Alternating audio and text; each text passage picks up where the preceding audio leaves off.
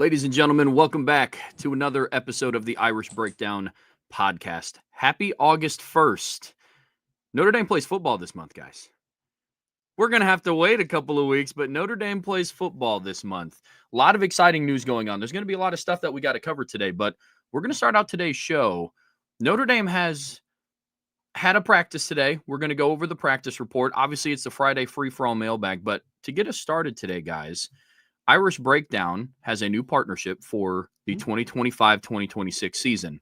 Some of you, myself included, I was ecstatic when I heard the news, but FanDuel Sportsbook is partnering with the Irish Breakdown podcast for the 25-26 season. Yeah, Brian, we were talking about it after a show one day, and he was like, yeah, we have a new partnership going into this year. Heard it was FanDuel, and it was great. I already have a bunch of future parlays in already for college football. So we got those waiting in the wings. So that is why above the Believe logo, the Irish Breakdown podcast is also brought to you by Believe. That's our network partner. Yep. That's who helps us sell ads and who hosts our podcast, all that good stuff. So, yeah, we got all types of awesome partners, man.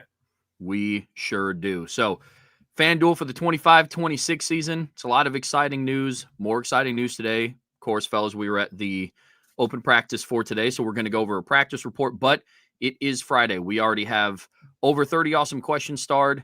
Mailbag, you guys know how to do it. If you want to get your question bumped to the top, you guys are more than welcome to put in a super chat, but put in an MB or a mailbox emoji to let us know to set your question aside, and we'll get it covered. But to get us kicked off for today, Notre Dame had fall practice number 2. This was a limited availability practice to us, so we're going to go over some of the things that we saw today.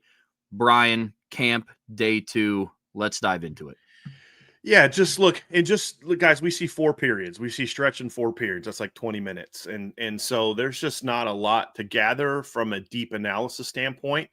I'm confident that Notre Dame is going to go 16-0 this year because Kenny Minchie and CJ Carr completed passes with no defense. And the Notre Dame offensive linemen looked good blocking each other, and the Notre Dame defensive linemen dominated the bags they were going up against today. So, no, and in all seriousness, guys, it was a really good, clean, crisp practice. They obviously got out of the stretch period, went right into you had offensive linemen were down there working with Joe Rudolph. Al Washington took the defense, most of the defensive linemen. And the quarterbacks always kind of go off and do their thing because quarterbacks are special. And I don't mean that sarcastically. I think quarterbacks are special. Sean's down there rolling his eyes on that one. But they go down there and start warming up, doing some of their drills. And then the rest of the team went through a special team circuit. And so essentially there was, I think it was, 5 different stations, or was it 4 different stations? And they're going through different, like, tackling, block destruction drills. You're seeing running backs. Keidron Young actually looked really good on block destruction on one of the drills. I was like, oh, my goodness. I happened to look over because I was watching the O-line. Happened to look over, and Keidron's like rocking a bag and block destruction, working on, coverage aspects, techniques, working on, tackling and different things like that related to special teams. Once they got through that period, they went to individual. Linebackers were working on like some footwork and tackling drills. I really loved watching Max Bulla explain to all the linebackers. Like, he was just really focused on the minute details about, like, hey, your head's got to be right here and your shoulders got to be right here. And when guys would mess it up, you know what he would do? Get back and do it again. And then he'd coach them up. I loved it. Marcus Freeman was with them. And then Coach Freeman would take some of the younger guys if they went through a rep and talk through it with them and instruct them even further, which is good. DB's guys were down there doing different pedal drills, working on staying in phase on deep balls, things like that. I continue to be impressed. I know for a while there was right in front of you guys. I continue to be impressed with the athleticism of, we know the veterans, but the athleticism of Dallas Golden and Mark Zachary really popped today, guys. Just watching them go through drills and flipping they're both really natural change of direction guys, like really clean, smooth. That word smooth is one that we used a lot today watching the different athletes for Notre Dame. But, seeing Mike Mickens down there with them, defensive line doing a lot of 2-man stunt work on bags. And then, of course, coming out of the chutes. I'll tell you, one thing I like today, and you guys are on the other side of the field, but Al Washington and Joe Rudolph were a little fired up today. Like, they were just like they weren't happy about anything today, which that is a compliment. That's a good thing. because what I mean by that is like there's always something that you can do better, and just constant instruction and constant getting on guys and hey, do it this way. This is how I want it done. This is why I want it done. Offensive line was working on 3-man combo blocks on some of their zone concepts. So center, left guard, left tackle, center, right guard, right tackle. Joe Rudolph actually started the drill working with the second and third team, which I thought was interesting. And then the sort of the first team guys were down there working on hand things. They got this new contraption, I don't know how else to say it, which is it's like a oval looking thing. And when they're one of the like linemen will hold it. That's the dummy lineman, meaning you're the dummy. I don't know what else you word, like it's not like a dummy, but like like a tackling dummy, but you're the guy that holds the bag or whatever. And the thing is about that wide, and they're supposed to come off when they get to the second level. They, instead of shooting their hands into a bag, they have to grab the thing and lock it out. And so you can't grab it if your hands are wide. Because like on a bag, you can miss. You can get my hands wide on the bag. You can get your hands off center on the bag. But on this thing, you got to get up in there and you got to be strong with your hands and you got to grab it and lock it out. They work on that a lot, which I was like, that's a pretty cool contraption. Like, I don't know if that's something that O-line coaches use or if that's something that Joe Rudolph was like, hey, let's have this made. Because like, what was it last year when Mike Mickens had him out there with oven mitts on? You guys remember that? Trev, you didn't see that. Mike Mickens had his DBs out there last year with oven mitts on in practice. So they don't get grabby? Yeah, exactly. You get your hands on, but you can't grab. And so I thought it was awesome. I was like, were those professional oven mitts or were those just like were those for football mitts or were those? He's like, those are oven mitts, which I thought was great. But, so that was a pretty cool contraption to see them working with, because that's something that we talked about yesterday. Like, I was really impressed with the hand placement of the offensive line. I thought they were doing a really good job of using their hands more. Well, now you see that it's being emphasized in practice. You do in games and drills and team periods, fellas, what you work on it every day in drills. And so I thought that I thought the offensive linemen as a whole moved really well. Like they're in pretty good shape, fellas. Yeah. Like they're moving really well. And then I know you guys got a chance to watch some of the quarterbacks, running backs, receivers. I'll let you guys kind of talk about what you saw from them, but there's not a lot to gather. I mean, a highly ranked, highly recruited, talented Notre Dame offensive lineman looked good going through drills. Like Notre Dame talented defensive lineman looked good going through drills. Yeah. I don't want to like say a bunch of fluffy stuff that sounds smart that tells you nothing. Like they looked good today. They looked sharp. They were going through a good pace, good tempo. Coaches were, I mean, like I said it about Max Bola, I said about Awash, I said about Joe Rudolph. Like not happy about anything, just constantly just nitpicking. And fellas and ladies, that's a good thing for a football coach, especially early in camp. You don't want to let those little things slide, because if you let it slide in day one and day two, those become bad habits. Yeah. No. You nip those things in the bud right now. This is exactly how I want this done. This is how the technique is. This is drive your hips when you tackle. You put your head here for a reason, not just because I said so, because there's this reason of why it's effective. And so I like seeing that today. I like seeing them get like in the nitty gritty and just nothing's happy. Like you're supposed to be right here in your stance and you're a half inch off. You know what I mean? Like it was that kind of detail today from because I was down there with those guys, from Mickens, from Rudolph, and Washington and Bulla, all same exact way today. That's intentional. And so it was good to see that from those guys. I want to hear what you guys have to say about what you saw from the backs, the quarterbacks, and the receivers today. Yeah, I echo a lot of the same things that you said about the coaching staff down on our end too. I mean, Sean, you and I walked down onto the field, and one of the first things that you mentioned was what Brian brought up when we started breaking down this practice report about, man, this team is long and athletic, man. And we got to see that in drills, but I don't know what your takeaway was from this, but for me, when I looked at how the coaches were handling their individual units today, Mike Brown was very hands-on with coaching today. Brian, yesterday in the post-practice report, we mentioned, in the show about how the receivers had some issues getting off the line today.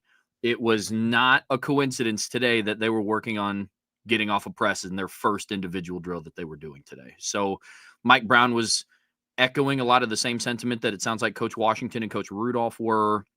Didn't hear a whole lot from Gino Guidugli. Quarterback play was a lot of just very standard stuff. And then I heard Mike Denbrock from across the field with the tight ends a couple times. And so there was a lot of intense coaching today. But Sean, we had the opportunity to be down with some of the offensive skilled guys today. What were some of the big takeaways for you? Well, the running backs, it was a great watching them. Great first time watching Jawan Sider being able to coach, and just points out everything Brian was talking about with the coaches that he's watching on the other side. Man, he was stopping guys in individual drills, pointing out, no, this is what I want. Just because you went through the bag and, you did it the way that you wanted to do it, this is what I'm looking for. And he did that to Jeremiah Love. And so, we both had a nice little interesting moment with Jeremiah Love. We were both looking at our phones and we looked up, not to know that we were right in front of the drill and Jeremiah Love was coming right for both of us. And we were like, whoa. And we kind of dodged, moved out of the way at the last second. But no, to see him coach Jeremiah Love that hard. This is a Heisman, hopeful, All-American, every watch list, every award watch list, future first-round pick projected. And Jawan Sider is coaching him like just as hard as he's coaching Nolan James, who, by the way, had the funniest interaction with Jawan Sider because he goes through the drill and he did something wrong. And Jawan Sider tells him, I found something that you can't do. And they both laughed about it. So, man, because we both saw him. That little funny comment speaks volumes about what they think of that kid. And It's so funny because we were standing there, Trev, and we just looked at each other and you said, man, this kid is so smooth. I was like, yeah. And he's buried on the depth chart right now.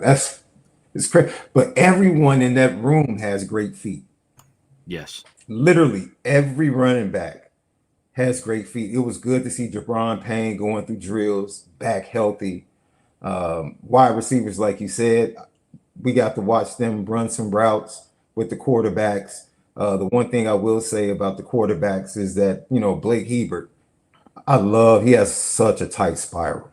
Oh, I was like, this kid has a tight spiral. I think when he gets in the weight room, once again, you take that jump after your freshman year, 1 full year of getting stronger, something that we've seen CJ do. He's probably, man, that he has a cannon, and I love his ball. He throws a beautiful ball. The one thing about Blake that he's going to have to work on, guys, is he has to improve his, I'm trying to think of the right way to say this. His release point is very inconsistent, which causes the trajectory of his ball to be inconsistent. If you take where it goes out of the conversation, him and CJ throw the two just prettiest balls because they're like Kenny's just looks a little bit different because he's got a little bit of a lower arm angle. It's still a beautiful thing, but it's like when you're talking about like that NFL, Sean, you grew up in NFL films, that slow-mo spiral, that you always see. Like Blake and CJ throw it really good. What Blake has to do though is that release point's just got to be a bit more consistent. And that's what gets him a little bit of trouble. But to your point, Sean, that kid already has a really live arm. Yeah. And I know when I was watching the quarterbacks throw, CJ, Kenny, when they did throw side to side, going to your point, Kenny's trajectory is a little bit lower than CJ's, especially when they're throwing the ball down the field. Yeah, he's got that little lower, kind of 3/4 type of thing. And CJ has some nice drop in the bucket throws to the sideline, and Kenny hit a couple of nice, where they had one of the assistants chasing the receiver down the middle of the field, and he would layer it right over the top. They Sean, both that has always surprised me about Kenny because of the arm angle. I just like guys like that sometimes can tend to struggle with touch. Kenny's always thrown with really nice get up and get down touch. Even go back to high school. You remember that clip on his junior film where he throws that over route, and when it leaves his hand on the highlight film, the guy's not even on the screen yet, and he just like lofts it up into that little hole, and all of a sudden the receiver comes into the screen and just hits him in stride. That has surprised me because of the throwing motion, that he's really good at that type of throw. But you're right, he's really good at that type of throw. And today, just like I said, I wasn't there yesterday, but today, Kenny looked a lot more assertive today. Just as soon as they were done with drills, he was the first one running down to the next spot. He was like that yesterday. Okay. Yeah, he was like that yesterday. So goes back to the what uncertainty you said. that they had Mhm. came during when we got to the 7-on-7 and team stuff. Yeah. But I thought they both carried themselves really well during warm-ups, through drills, things like that. Yeah. Yeah. And then Trev, you noticed something doing with CJ while they were just doing the warm-ups and everybody else was stretching. Yeah. Yeah, that was back-to-back days. CJ was off to the side. He was going through warm-ups and he was kind of going about his own way of getting dialed in for today's practice. I don't mean own way like it was he didn't want to be a part of the team. I think that's just a part of his routine. You guys all played different sports growing up. Some people just kind of have their own whatever they got to do to get ready for the day. And that was my takeaway with CJ's. I wonder if that's at all related to the elbow injury from last year. Yeah. Like maybe he feels he needs a little bit more time to get loose, Maybe, or to get going before they get over to the team. I wonder if that might have something to do with it. Yeah, no, that's a really good point. That's a really good point. Outside of that, it was a very limited access practice, and a lot of the things, it's a little bit different because this was Sean's first time here today. I was there yesterday. It just kind of confirmed some of the things that I saw yesterday. This receiving core is very long, very athletic. All the running backs are very, very smooth. Still the high pace, that's something that I'm still getting used to because I haven't been at a lot of practices just in general. So getting used to the pace of how Marcus Freeman dictates his practices was consistent with yesterday. The coaching was a little bit more intense today after they kind of got a full practice of film under their belt to go back and kind of see what they need to do in today's workouts. But everything that I saw today was just more confirmation from some of my takeaways from yesterday. I'll throw this in. You talk about the wide receivers. You and I had a conversation about Scrap Richardson, and just in a short amount of time, how much weight he's added, how much strength he's added. But then you talk about a guy like Malachi Fields. He can be an imposing figure when you walk on the field and you see him. But I think it just goes 2 years ago, he probably would have been like a skyscraper in comparison to the rest of the wide receiver core. Now he stands out because of his measurables, but he has company. Yeah. Right. You see Micah Gilbert, that's company. Jaden Grayhouse is a big boy. Like you said, Scrap Richardson, all of the wide receivers, that's the entire team. That's the one thing that stood out for me. I'm looking at these guys warm up and I'm looking at the definition of their arms. Like Cam Williams was small. And I'm like, man, Cam is considerably big. Cam is jacked. Yeah. I'm like I saw some of the photos that Angela took from yesterday's practice. And Cam is like, that's the guy that looks like Kevin Austin. Like Cam is jacked. Like 6'2", 200 pounds, filled out. You know what surprised me watching the receiver drills today, guys, and today and yesterday? Malachi Fields is a lot smoother than I thought he was going to be. Because, like, Sean, like, I'm just, like, the couple big receivers that Notre Dame has had like that, thinking back to Chase and Miles, they were a little bit more choppy. And Chase had, like, that vertical burst, but he was a little choppy. Miles was a little bit, like, lanky and not unorthodox, but, like, just lanky and a little bit lumbering in his style. Now, he obviously covered a lot of ground, but, like, just, you know what I mean? Malachi doesn't run like I expected him to run in drills. He's a little bit like he's just more fluid than I expected him to be, and that was something that I noticed. Like he just wasn't as clunky as sometimes. And some of those drills are just not meant for 6'4", 220-pound guys. You know what I mean? Like Boubacar Traore is a heck of an athlete, but if you had him going through some of those receiver drills, he'd look like not as athletic as you know what I mean? Because like he's 6'4", 250. It's a different kind of athleticism. Jared Dawson is like, man, that guy's athletic playing D-tackle. If you had him go down there and do like the running back bag drills, you'd be like, this guy's not, just a different type of athlete for different types of bodies. That's something that I noticed today as well. And I did notice too that Jaden Greathouse and then Jordan Faison are 1-2 in every receiver drill. Like they start off like they're leading that room. And then it's Pauling and then Malachi. So I thought that was interesting as well, that those two guys are looking. Does Jaden Greathouse look a little bit taller to you guys this fall camp? I thought so. Like I could be completely maybe it's the shoes, the bright shoes, but like he just looks a little taller than he did last, which is weird because the room as a whole is a little taller than it was a year ago. So I thought that was interesting as well. That's why maybe it's just because Faison and Will Pauling come right after him. Maybe.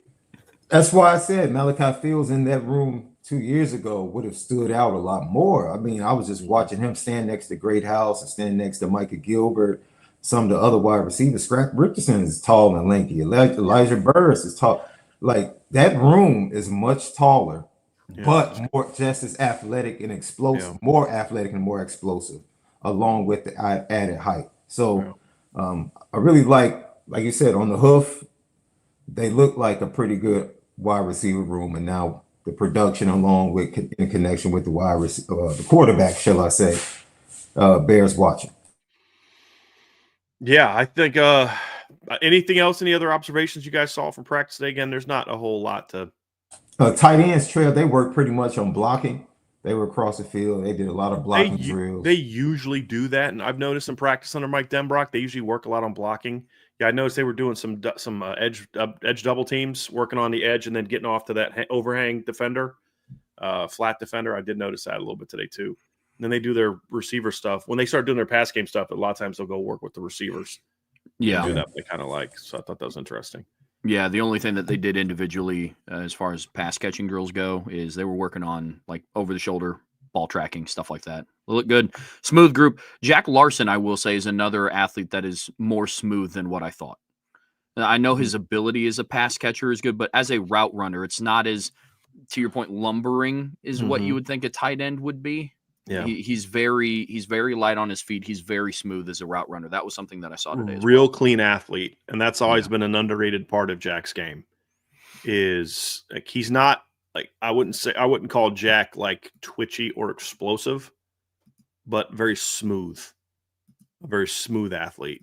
Yeah, that's a good observation, and he's kept it while also gaining a decent amount of weight. So I think that's an important part of it too. Is, Jack was 225 when he got to Notre Dame. He's up to 250 now, and he's kept that fluid athleticism since then. So, yeah. Agreed. So I think that's pretty good for practice report, Trev. I mean, I think we kind of covered all the bases. I don't know that we didn't see any kicking. We didn't see any return stuff. We didn't see any one-on-ones, no 7-on-7, no team, just drill work. And we did see the offensive line, because I know you gave the report on the offensive line, but for the brief time, I think it was period 4, Trev, we did see them work on some screen game stuff, which I thought was okay. This is pretty interesting. Yep, definitely a spot where the athleticism of the offensive line flashed. Like it's a more athletic group than what it was a year ago. But yeah, above all else, it's a good kind of wrap up of what we talked about for today, what we saw. So I'm with you. Yeah, why don't you give us a little outro here, Trev, and remind people what they need to do before we move into the mailbag, because we got that rocking and rolling. Oh, yeah. You guys know what to do. Be sure to hit that like button, hit that subscribe button, hit the notification bell, share this podcast with your friends and family. Whatever streaming platform you listen to us on, we would greatly, greatly appreciate a 5-star review. But as always, the best way to support what we do here is subscribe to the premium message boards at boards.irishbreakdown.com. It's camp season. Notre Dame kicks off in 30 days. Thank goodness that number is getting smaller and smaller and smaller. All of our awesome camp intel and intel leading up to the season is all going to be on the Champions Lounge, boards.irishbreakdown.com. Before we move on to the mailbag, Trev, just a real quick note. Because I had to go out, I had that thing where I couldn't hear you guys again. I can't see all the starred. So, like, how many starred questions do you see? 48. I see 16. So you're going to have to, up until the 108 mark with Play Like a Champ, I can't see anything before that. Okay. So once again, StreamYard. Well, and it's I'll get some of these stuff. So I'll get these pulled up then. So you're gonna have to handle that today, there, brother. All righty. Just kick us into the mailbag now. All right, gentlemen, it's mailbag time, and you know how we get down here. If you guys put in a super chat, we will be sure to bump those to the top and get those in first. And getting us started today is Wade Garrett with a super chat. Hey, guys, Just wanted to get your thoughts on the kicking and punting game and how it's looking. If you have already discussed this today or yesterday, just say, and I'll go watch or read. Appreciate you all. Thank you for the super chat, Wade. Yeah, Wade, we did talk about that yesterday. Vince talked a lot about what he saw. So if you go to yesterday's show, it's at the end of the show. It's after the defensive breakdown. We talked for a while. I couldn't have Vince at a full practice where we saw kicking and punting and not let Vince talk about it. So we did chat about it for a little bit. It was overall it was inconsistent. But again, it's like with anything else. It's day one. I mean, kickers and punters don't go into fall camp in peak form either.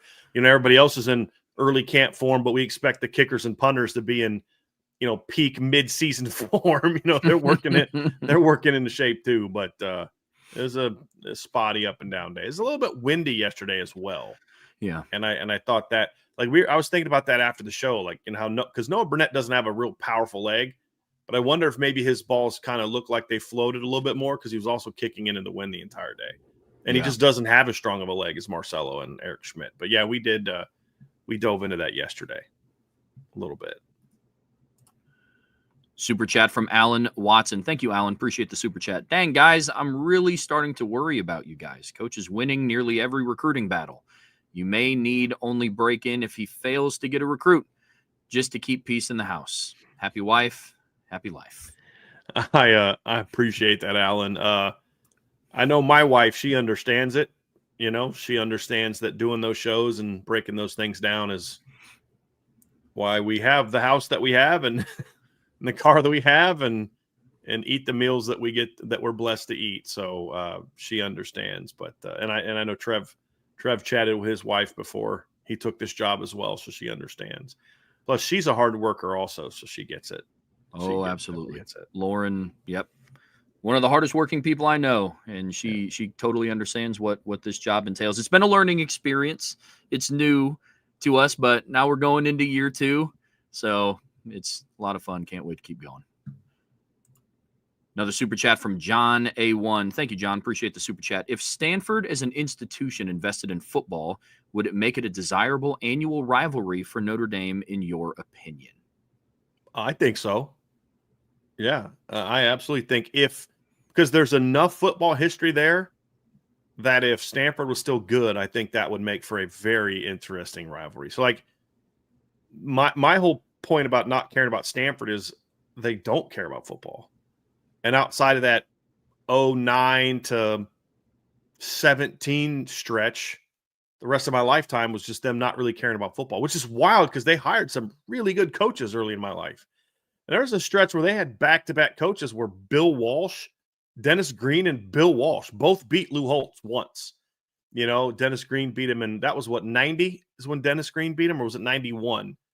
And then Bill Walsh beat him the other year. So yeah, it's odd. I wish they did care more about football, but I wonder if they understand that they need to, because some of the moves they've made this offseason or this last 2 years, like with bringing back Andrew Luck.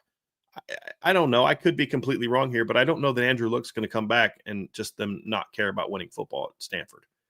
They just hired their new AD is a very different type of hire. He's basically a CEO of companies, essentially. He's not an athletic director by any stretch of the imagination. So they're looking at athletics like this is a business. We have to go out and raise money and make money. And so I do wonder if Stanford is going to start recommitting to football again, because they have money. Like, Stanford has no problem with raising money. It's just whether or not they choose to support football. It's always been a choice of Stanford, guys. It's never been a can they be good at football? It's do they want to be good at football? And if they want to be good at football, I personally absolutely would have more. I would desire that rivalry more. What say you? It's funny you mentioned that, Brian, because they are one of those athletic programs outside of football that are very successful on the men's and women's side for the most part. Like, they're one of the most successful at winning back then, Pac-10 championships, Pac-12 championships, national championships. I know that women's basketball team, that men's and women's volleyball team, the men's baseball team, the women's softball team, like, they have solid programs. throughout the athletic department. So I just wonder whether or not they feel like you said, they know they can raise money. They've been able to do that. Their location and their connection, which is why they thought they would be at an advantage in the NIL landscape at the beginning, because they thought they could directly connect to Silicon Valley and all the money out there.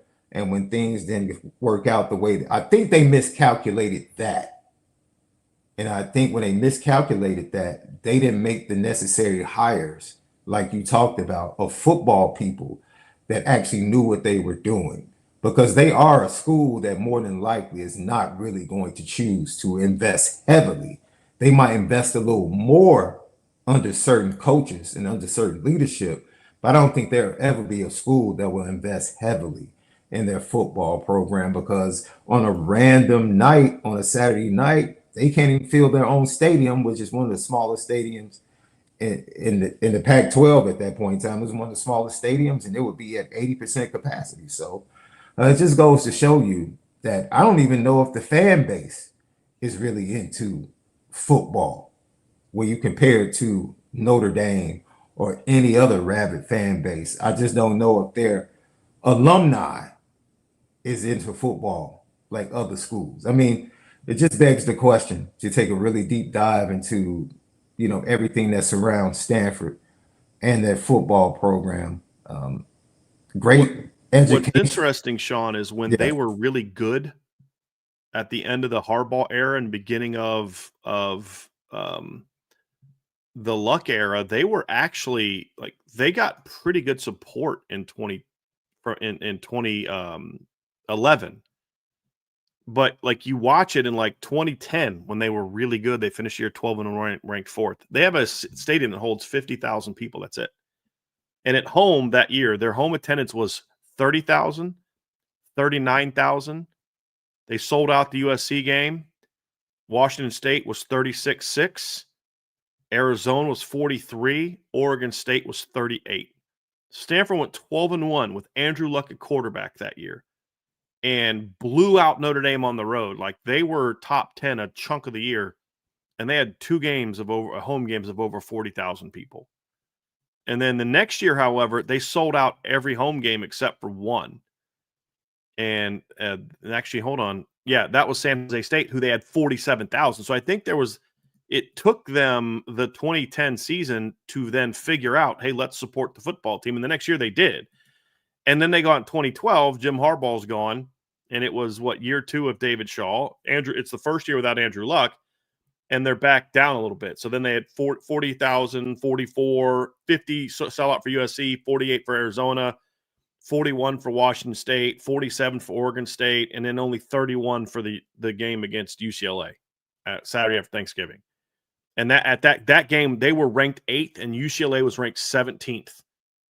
And they only had 31,000 people. But then there was 93,000 people at the Rose Bowl. And so they're a very weird fan base, where they'll just randomly decide they want to support the team.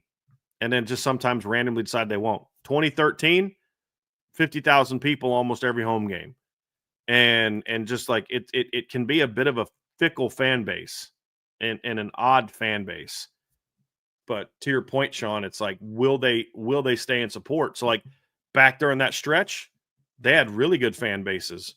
But let's go look at the last couple years, and it's a little bit of a different story. I mean, they're back to the 2021, rough year for them. 28,000 people in Texas for Kansas State. They had 47,000 people watching them against UCLA. The next week, they beat Oregon, number 3 Oregon. They had 31,000 people in the stadium. Played Washington, 28,000. Played Utah, 26,000. And then Cal, you had 49. They couldn't even sell out the Cal game.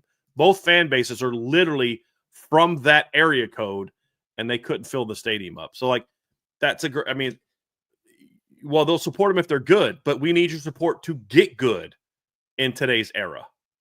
And that's where I think your question is fair, as will they actually find support? But the other thing, too, is the school didn't support football, and that's what drove David Shaw away. They wouldn't let them get early enrollees. They wouldn't even let them offer scholarships to underclassmen. They would make late, decisions on admissions. to where kids couldn't take the chance of hey, do I go with this? Like it's unfortunate because there's no excuse for Stanford not to have a more supportive fan base, but it just speaks to I just think there's a part of the fan base that just doesn't look as football as, and there was some Notre Dame people like this back in the day too, that they look at football as like beneath the type of school they view themselves to be. That's why they love, like polo, and I'm being serious. They have a great water polo team, things like that, and swimming and diving in the Olympic sports, but football just has never gotten the sport. They actually reduced the size of their stadium. I think it was during the Charlie Weiss era, wasn't it, when they did that? They actually made their stadium smaller. How many Power 5 teams are making their stadiums smaller? But they wouldn't work with the team. And like we said this, Sean, we talked about this, where the admissions department has not lowered standards for Marcus Freeman, but they said, we'll work with you, though. We'll go through a kid's transcript earlier and tell him what he needs to do or not do, and accept kids maybe a little bit sooner or whatever. And Stanford needs to be willing to do that if they're going to be good at football. They absolutely need to do that. Agreed. Another super chat in here from Charlie Weiss, last belt loop. Thank you for the super chat.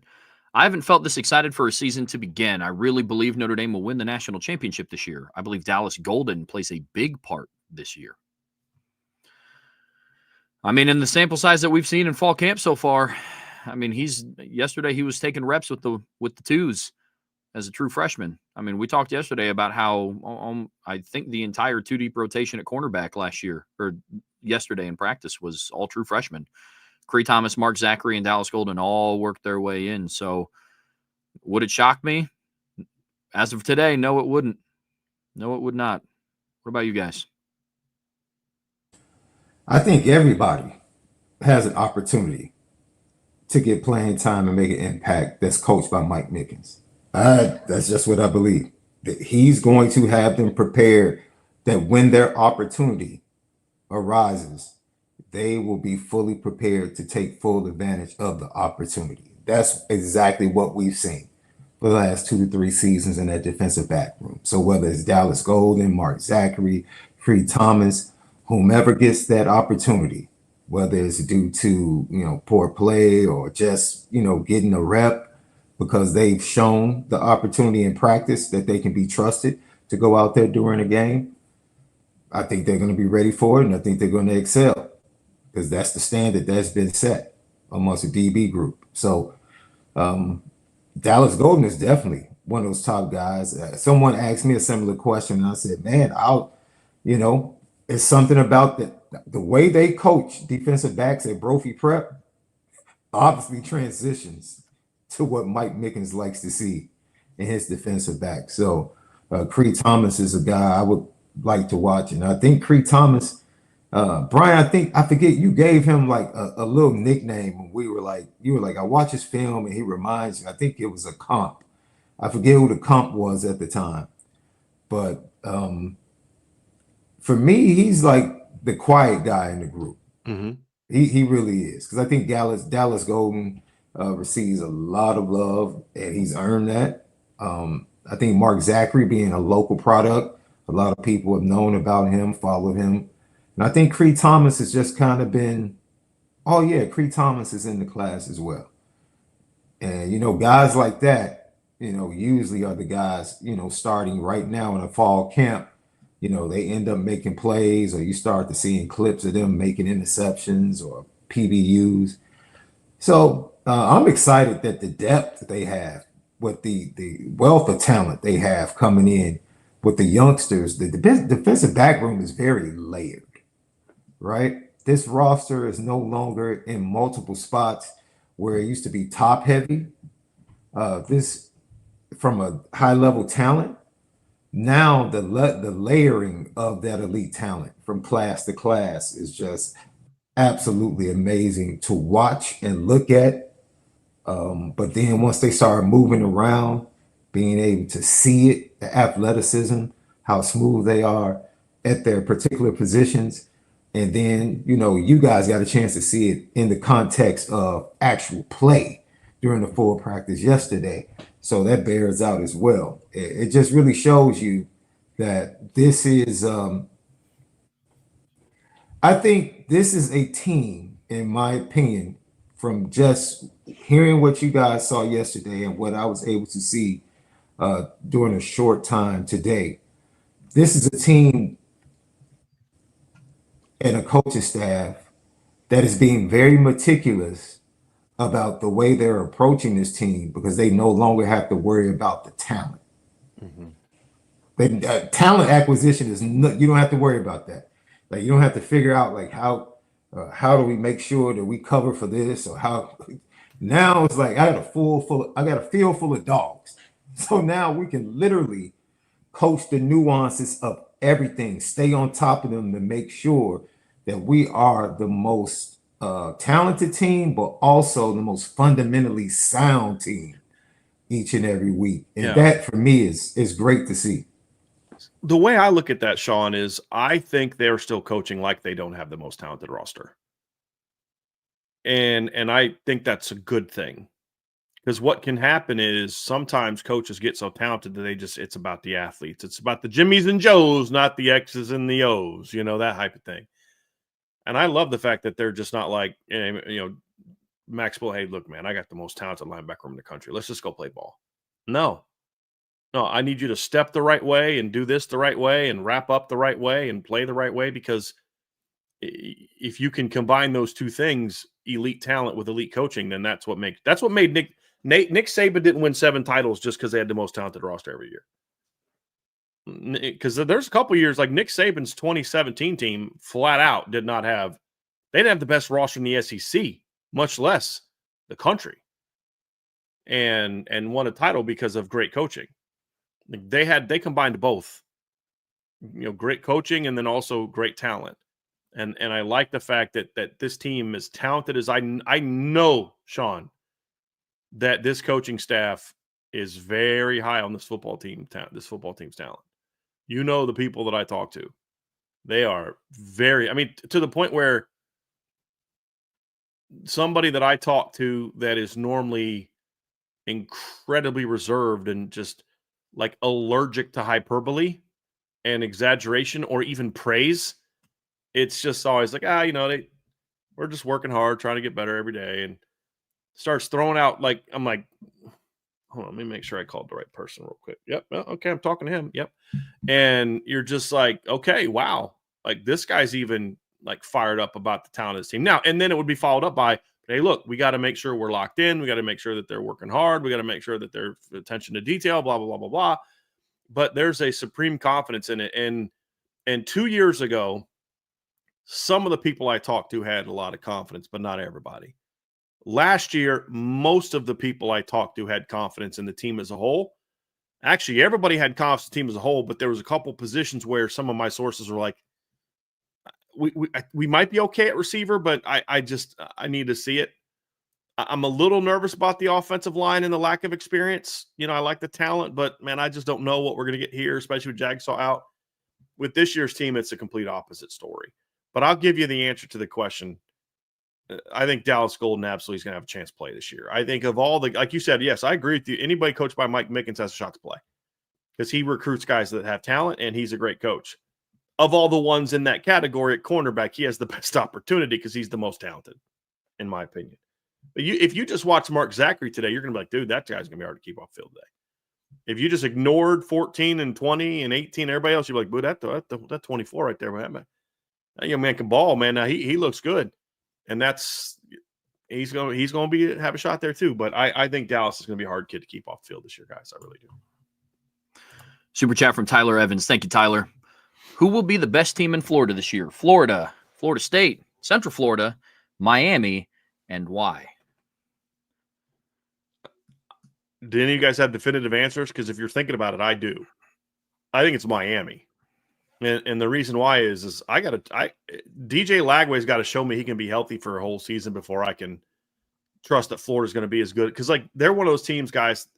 They need him to be the quarterback if they're going to reach their potential. They don't have a CJ Carr and a Kenny Minchie to turn to if it doesn't work out. I mean, Tramel Jones is a nice player. I like Tramel Jones, but he's not ready to take that team over as a rookie. And I just think there's there's just a little too many ifs for me on that roster. Like if this, then yeah, they're going to be really good this year. But they're like Notre Dame teams from the past, where it's like, yeah, if everything goes perfectly this year, the team's going to be really good, but you need A, B, C, and D to go perfectly. And when DJ Lagway shows up the first day of fall camp and he's in a walking boot, ain't a great sign. He's going into his second year and he's already dealt with how many injuries? Couldn't throw in the spring because of elbow issues. He's had shoulder issues. He's got, knee issues. He's got now an Achilles issue. And they depend on him so much that it's just like, yeah, I just don't know that they can be the team that they're capable of being with him out. So I think Miami, to me, of those 5 teams or those 4 teams, has the highest floor. And that's why I'm going with Miami. I don't know if Miami has the highest ceiling. I think that's probably Florida has the highest ceiling, but I think Miami has the highest floor. And because they're not dealing with, like, Carson Beck is a guy they're counting on, but they're not going to rely on him as heavily as Florida is going to rely on DJ Lagway.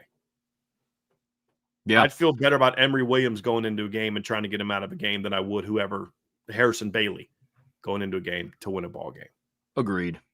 Yeah, I'm with you. I'm also with Miami. I also think that they're more defined in the trenches well than what Florida is right now. Yeah, those are 2 good line teams, but yeah, I think I would agree with that. I agree with that. On either side of the ball, I think Florida and Miami on the offensive side of the ball, I think an argument could be made. I think Miami holds the edge, though, on the defensive line. I'll say this. FanDuel certainly thinks that Florida is going to be the best team out of the state of Florida this year. Yeah. They have Florida at plus 3,900 odds to win the national championship. They have Miami at plus 4,100 odds to win the national championship. So, and the higher is the better, right? Correct. Or the lowers the better. So, like, essentially the closer to 0. Florida was at 49 and Miami was at 41? Florida was at 39. Miami 39. Okay. Yeah. I heard 49 in my head. That's what happens when you get old, Trev. You'll learn someday. You'll learn someday. Trev, would you happen to have the FanDuel win totals for those 2 teams? I don't have them pulled up, but I believe, because I went and looked, like I said, I have some future parlays put in there for stuff down the road. But I think Miami's line was set at 8.5, and I believe Florida's was either set at 7.5 or 8.5. Yeah, I'm going to. So regular season wins for Florida on FanDuel is the over 7.5 is plus 104, under 7.5 is minus 121. Okay, for Florida, and then for Miami, it would be, and you can explain what this means, Trev. I'm giving you numbers. Over 9.5 plus 120, under 9.5. So it's 9.5. Okay. Is so minus 148. Yeah, the line's 9.5 is the line, but that's the over under. But yeah. So Florida's 7.5, Miami's 9.5, which I think speaks to what we're talking about, which is the difference between the floor versus the ceiling. Mm-hmm. Where Miami's got that higher floor, so you're going to have a higher projected win total. Mm-hmm. So yeah, I mean, Sean, now that you're at, let's go look at Florida State here. Florida State's is also 7.5. Wow. And then the last one, we'll look at the old Big 12 to see what the Golden Knights are. They are 5.5. Okay. So UCF is not in this conversation and wouldn't have been in the conversation anyway. But now you can layer that because, of course, Florida has the better odds to win the national championship, but their win total is lower. More than likely because they're in the SEC. That's exactly my point. That floor versus ceiling. That floor, yeah, that's the thing. The floor total. Yeah. Yep. Absolutely. Super chat in here from Beefeater ND08. Appreciate the super chat. I just wanted to send a super chat big enough so I can wonder where Brian is speaking from. Oh, and I wanted to do the soccer chant. Gonna make me do it, aren't you, Beefeater? Oh, yay, oh, yay, oh, yay, oh, yay, oh, yay, oh, yay. There you go. How did Onye look today? Okay, that's hilarious because I was thinking, oh, yay. Oh, like that's how I'm thinking it. So, yeah, that's very well done there, Trev. Thank you. Very well done. He looked fine. I mean, they went through basic drills. He's got a nice burst. He's big old joker. But no, he looked good. Today we didn't see him go up against anybody. He definitely dominated the bags he was going against in practice today. So, but no, he in all seriousness, he looks moving around. He looks good. He's going to play a bunch. They're counting on him a lot. There's no doubt. Yep, absolutely. Yesterday, Vince and I were down there around the lineman sleds. Strong punch, Still very athletic despite putting on some good weight this offseason. So vertically explosive player. Yes. Yeah, very vertically. Vertically meaning like not jumping up, but vertically meaning like on a football field, I'm moving straight ahead. I'm attacking straight ahead. Yeah. You know what, Trev? Now that you mentioned that, I'm actually curious. Do they have Notre Dame is at 10.5? Yep. They're over under for win totals. Yeah. It is. I will also say Notre Dame has the highest odds on FanDuel, the best odds on FanDuel, might I say, to go undefeated this year. That's respectful for Notre Dame, but I think that Notre Dame's schedule continues to get disrespected. Agreed. I think it's a combination of those two things. I think so too. I'm with you. Super chat from Aiden Benami. Thank you for the super chat. It's wild Notre Dame will start and end the season in Miami. I love that. Obviously, the national title game is going to be in South Beach this year. So very well done, Aiden. Very well done. Very well done. Super chat from Irish for Life 99. Appreciate the super chat. I said last year that Ty would have another touchdown before he left Notre Dame. Last year, he did throw a pass on a fake punt. In and out, he gets a touchdown this year. Speaking about Tyler Buckner. This ain't that show. We don't, but I will.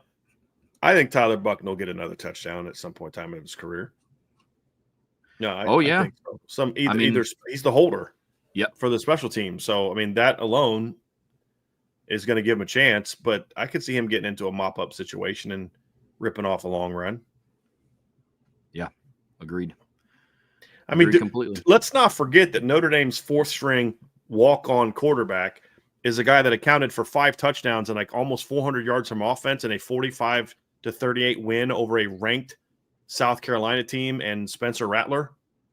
Like, this – I kind of feel like all that Notre Dame fans seem to remember from that game is a couple of the picks. Like, yeah, I remember that guy throwing some dimes. Do you remember that post route he threw that hit Braden Lindsey in stride for a touchdown in that pass in that game? He was a dude in that game. And an argument could be made that wasn't even his best throw of the game. He had 1 third down conversion to Jaden Thomas where he got blasted when he threw it. And it was over route. Yeah. And it was on the money.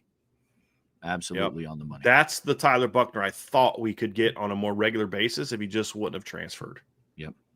Just grass isn't always greener, fellas. It's just not always greener. Well, let's get back up to the top here. Coach Bent, 574. What are some sub-package position battles you were most excited to see play out in the fall? Second tight end. I would say 12 personnel receivers, nickel linebackers, and who's going to be that extra edge rusher? Logan Thomas is in that conversation. You've obviously got Kingston, Jalen Sneed, possibly Preston Zinter. That's another one. And then I do think, does a third safety force himself into some sort of big nickel package where they want to go nickel, but they want to get a little bit of a bigger body? Can a Jalen Stroman or a Luke Talich or a Jadon Blair or heck, even a Bronte Johnson kind of say, hey, look, you need to do some three, because we saw that a little bit last year with Rod Hurd. We saw at times last year Rod Hurd and Don Schuler and Xavier Watts on the field together. A lot in the postseason. Like that. Yeah, we saw it quite a bit in the postseason. Yep, when they were playing, because they were playing teams that could run the ball, and they wanted to get a little bit more physical presence out there in the flat. Yep. And so they saw you'd see those opportunities. Yeah, it's good point, Trev. I echo a lot of the same position battles that you did. Sean, any to add to that list? No, you guys just hit the point. I think that Louisville game also showed a kid like Rod Hurd playing inside, having to play outside a couple of snaps. Jordan Clark went outside for a couple of snaps. Like, that's the way Mike Mickens builds this room. Mm-hmm. Guys will learn multiple positions to be athletic enough to go play inside, outside. A kid like Carson Hobbs is at the nickel. You know, I think he could bounce outside in a pinch. Might not necessarily be what they need from him, especially with the youngsters that they have in the freshman class on the outside. But he has the ability to do it if need be. So that's just the depth and the variety of talent that exists in the defensive back room. Agreed. Aiden Benami, I'll be the leader of the Kedron Young fan club. Once he gets his first touch, his time and touches will only increase due to how dominant he will be. There's just something different to him. Iden, you trying to arm wrestle me for that spot there, brother? Because I've been riding that train for a minute. Yeah. So, no, but I mean, guys, that's what I love about that room. Because if I were to bring up Kedron, we would sit here and just rave about him. And if that's the only running back we talk about, man, those guys at Irish Breakdown love freaking Kedron Young. And then the next day, we're like, all right, what running back can we talk about today? Let's talk about Aeneas. And we'd be doing the same thing. Like, man, those guys are in love with Aeneas Williams. And the next year, you're like, hey, let's talk about Nolan James Jr. Man, those guys are in love with Nolan James Jr. It's an absolutely loaded backfield. But when you're 5'11", 240, yeah, you're built different. Literally built different. Not even figuratively, you're literally, God made you different than he made everybody else in that room. Yeah. Because Jadarian's jacked up and he's 5'10", 210. 5'11", 210. Kedron's jacked up and he's 5'11", 240. Yeah. And it's a different kind of. And Nolan's a big kid. Like he's I think listed at 215 on the roster. So it's a good looking room, man. When Jabron Payne's your small guy, you got a pretty good looking running back room. Yeah, well, we got a good up close and personal look with Kedron Young today, and Sean was talking to me about his footwork and just how smooth it was for being 240 pounds. Like I just think it's smooth. Period. Like I just think he's nimble and athletic. Period. When you then incorporate his size, you're like, dude, that's a different kind of cat right there, man. But like his calves are as big as like other guys' thighs. Yeah. Like if he was over in the receiver room, you'd be like, all right, I'm measuring, Elijah Burst's hamstring, around, and then I'm measuring it to the calves of Kedron Young and seeing which one's bigger. Like I already know it's bigger than Scrap Richardson's thighs, but like, I want to know if it's also bigger than Elijah Burst's thighs as well. He's a put together kid. He is a tank, man. It's a big joker. It's an impressive athlete. And they all are. They really all are. Yeah, absolutely. A. Reagan, can we please get an insurance company to sign an NIL deal with Notre Dame's entire secondary for, quote, the best coverage money can buy? Yeah, A. Reagan, I don't know that I can agree with you here because according to ESPN today, Notre Dame's secondary, let me just read it word for word so I can properly say this from Heather Dinich. She writes that this matchup with Miami, she goes, the Canes will have the edge at quarterback experience with Carson Beck, but both teams have questions in their secondary.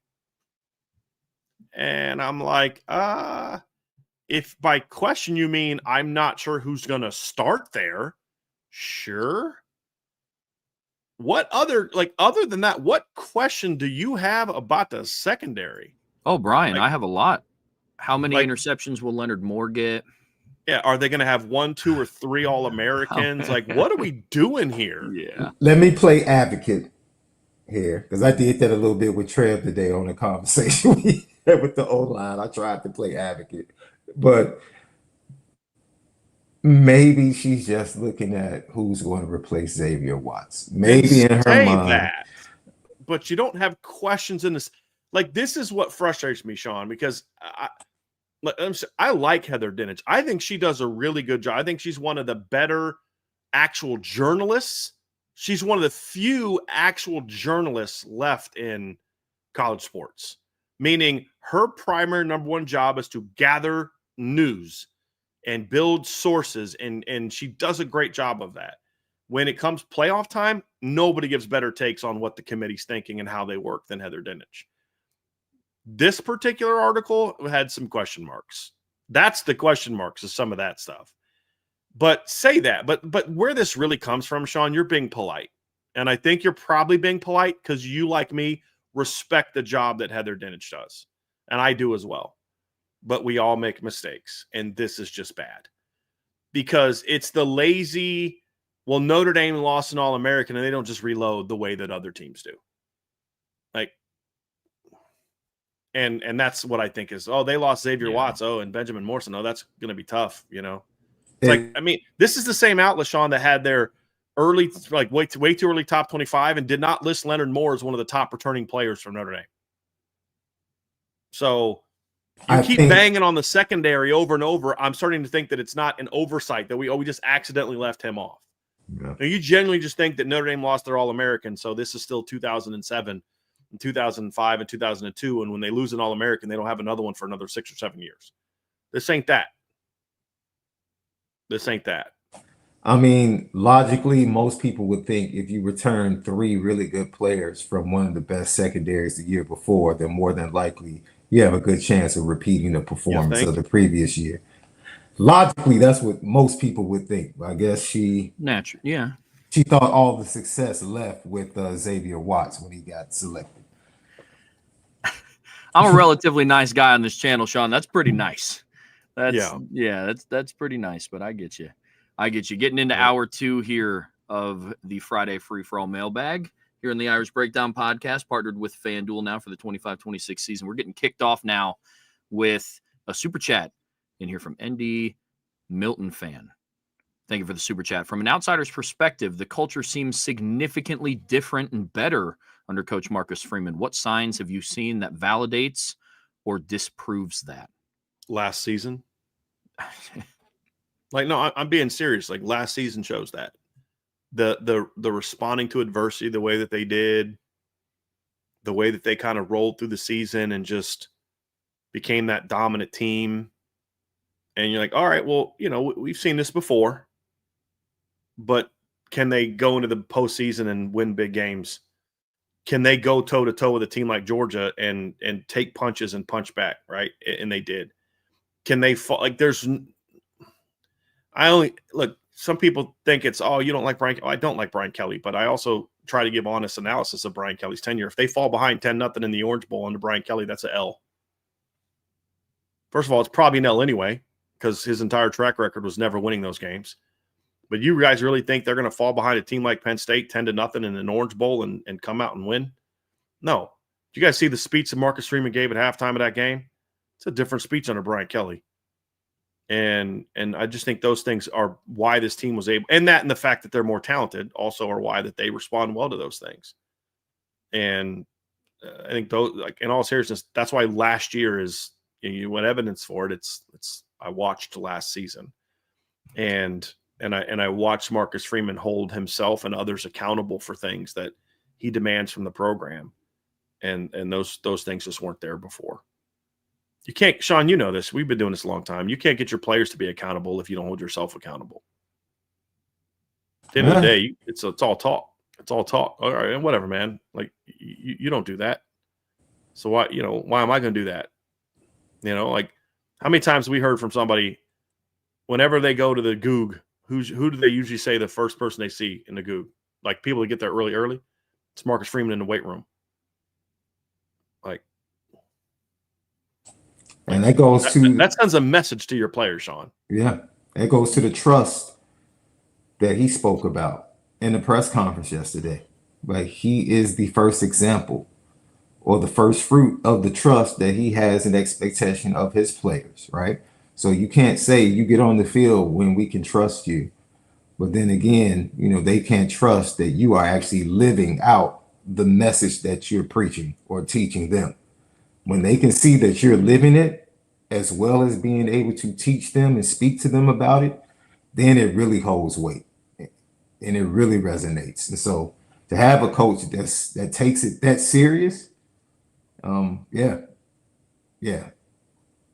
was looking at him as he walked across the street today to head to practice about 5 minutes before it starts, and I'm like, man, did this dude just leave the gym? I think he probably did. He probably did. I got to give him a swole on real quick before we get out there and practice. Yeah. John A1 with an interesting question about the talent on this roster. Do you see any position groups that are so talented that former Notre Dame stars would likely be 1B level players? You'd have to tell me which star are we talking about. I love this linebacker room, but if Jalen Smith's at Notre Dame right now, he's not 1A, 1B, he's 1. Yeah.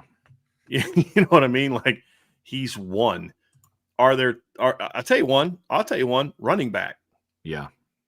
There's a lot of really good running backs that are not number one on this roster.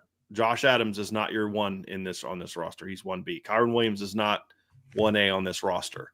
Audric Estime is not 1A on this roster. Mm-hmm. I mean, you'd have to go back, in my opinion, probably to I think Julius Jones might not be 1A. He's probably as far back as I'd go, where I'd start saying maybe that's a running back that I'd have to at least think about it for a little bit.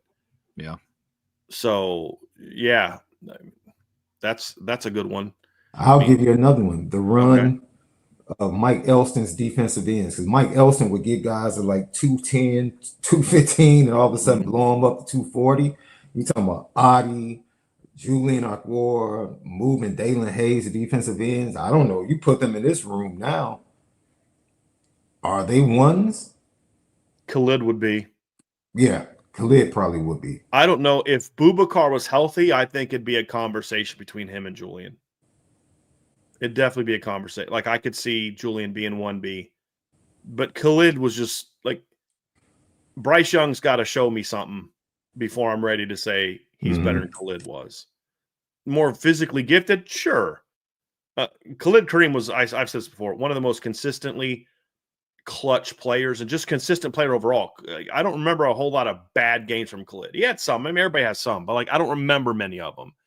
But he was very consistent and very clutch, and I just don't know that any of these guys can be there yet. Now, could they eventually get there? Sure. I mean, Bryce Young, talent-wise, has a chance to be their best defensive end since Justin Tuck.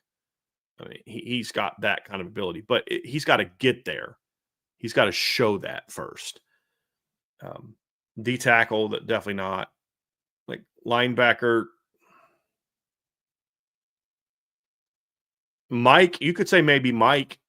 Like, I don't know that Tavon Coney's starting over Drake Bowen, in my opinion, because Tavon was great, but there's definitely a very difference in athleticism between the two.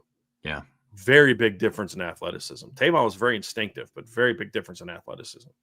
So Mike linebacker, over the last 20 years, there's only one Mike linebacker that I could say definitively without a doubt I'm taking over Drake Bowen, and that's number 5. It's Manti. Yeah. I mean, because 20 years goes back to 05.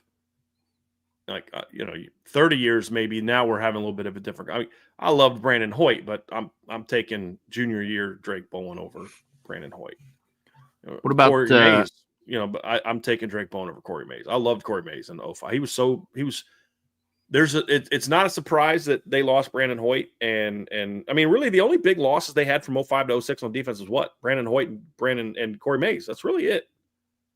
And that team took a pretty big jump back on defense, in my opinion. Yeah. But is he better than what Drake Bowen will be this year? I have my doubts. But Will linebacker, not even close. And that's not a knock on the kids they have there now. Jalen Smith is an ultra-generational talent. Yeah. Yep. Agreed. I think you could make the argument that even JOK wouldn't be 1B with these Wills. Yeah, they'd have to bring back Rover. Yeah. Like, these coaches, Marcus Freeman and his staff, they'd find a way to use Jeremiah Usu-Koramoah. Like, Devontae Smith might be the one out of a job, but maybe not the inside. He's not starting inside. I would agree with that. Corner's another one. Like, I don't know that it's a given that Julian Love starts on this football team. I think Julian Love might be your nickel on this football team. Yep. I don't know that he starts outside on this team. Because part of that is you got to think about what scheme is employed. Yeah. Like, they're a man-heavy team, and that was not Julian's strength. Remember in 18 when they came out early in that game against Michigan and tried to play man, and Nico Collins torched Julian, and they went back to zone? Like, yeah. Because that's just not what he does. That's just not what he was good about. And that's, I think, part of the reason he's so good in the NFL from, different people I've talked to, is that playing safety allows him to be that smart, keep things in front of me, drive on the ball, quick athlete more than fast, where playing man coverage requires you to have a little bit of, I got to run vertically with this guy. And Nico just smoked him. And so it's a little bit of a different kind of athlete. It's funny. You know who we were talking about kickers the other day, and somebody brought this up in the chat. But you know who I wish everybody always asks if you could bring back any player, who would it be? You know who'd be my one kicker I would absolutely 1,000% bring back this year if I could? Who, Trev? Justin Yoon. 100%. The most underappreciated special teams player in Notre Dame history, in my opinion. Facts. He does not get the love and respect that he deserves. He was a phenomenal kicker at Notre Dame. Phenomenal. He's the only kicker I've ever seen make a bunch of five-star athletes cheer. Did I ever tell you that? Sean, I've told you this story. Trev, I was at the Under Armour All-American game the year that Justin was in it. And they have the way that the practice field is set up, like there's this one thing, and then there's a tree, and then there's a building behind it. So they're kicking field goals at the end of practice. And the players stopped, and they're watching them kick. And Justin's nailing them right down the middle, right? And then they start backing him up, and he's just drilling them. Boom, boom, boom, over the building. And all of a sudden you start seeing like this buzz building, like all the players like, oh, this guy. And then he did one where it was like almost 60 and just boom, drills it. And the players are like, it's like the Celtics Hawks game, like when Bird's hit these crazy shots and the players are just losing it. It's the only time I've ever seen elite athletes like that watch a kicker and be amazed at what he was doing. Like he was so underappreciated and so good at Notre Dame. What about Kavari? Would Kavari start on this team at DB? No. Nickel. Yes, nickel. Like a lot of those guys would be great nickels. I don't know that Kavari's a guy you want playing man coverage all day. I think Kavari would have been and Julian both would have been monsters in the slot in the current game, in the current era. Monsters. But as a pure outside, play a lot of man, have to play the post type of guy, I don't know that that's playing to his strengths as a player. I think nickel would fit his strengths extremely well. So, Sean, in that regard, yes, Kavari and Julian would both be starters. They'd be 1As at nickel. They wouldn't be 1As outside. And with all due respect to the safeties now, love Bronte, love Tay Johnson, love Jadon Blair, love Jalen Stroman.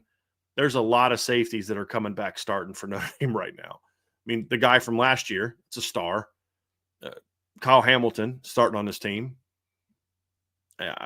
Harrison Smith's pretty decent. He was a pretty good player. You know what I mean?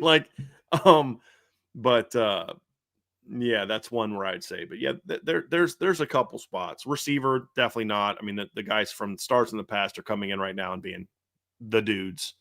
Will Fuller, Michael Floyd, Golden Tate. I'll say this. I don't know that Miles Boykin is starting in the boundary for Notre Dame if he's back, but I don't count Miles as a star. He was really good, but I don't view him as a star. Michael Floyd's a star. Will Fuller's a star. Golden Tate's a star. Jeff Samar's is a star. Mo Stovall's a star. I don't know that I count Miles Boykin as a star. Agreed. Yep, I agree. Question from Mohammed Abdi. Brian, is this a make or break season for the strength and conditioning coach? There have been a significant difference from previous regime and player availability down the stretch. Well, let's not forget that none of the other coaches never had to coach in 14 plus games.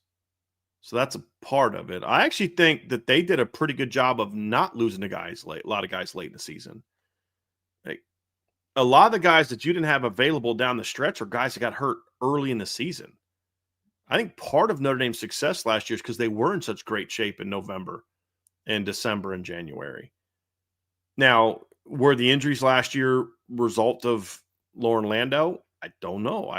We'll see. If they have a lot of those issues again this year, then we can have a conversation about it. But I think it's a very telling year. I don't think it's a make or break year. I think it's a very telling year. I think this year starts to establish some trends that could become problematic. Meaning, like, if the issues happen again, then they become problematic. They are things that we'd have to look at and say, hey, this isn't good. I'm concerned about this type of thing. But it's an important year. It's a year we're going to learn a lot, but I don't know that I'd say it's a make or break. There's a few coaches, there's a few people in the program that this is a make or break year, including, I would argue, a couple coaches, but I don't know that it is that way for Lauren Landau, excuse me. For me, Brian, I think this is layered, right? You can't question him when it comes to actually strengthening the team and getting them in shape. That's from what we see and what we saw last year, what you just explained, that's an A. Yeah. That's an A because they have taken a step forward as far as looking like an elite team. And moving like one. And moving being like an strong elite like team. one. Right. Absolutely. So now if you want to talk about the injuries, Trev, we actually had this conversation on the field today. I can't blame Lauren Landau for his 2 offensive linemen getting rolled up on against Purdue. And I think we started the conversation because one of the players were on the ground during the drill with the offensive lineman, and all you heard was, stay off the ground.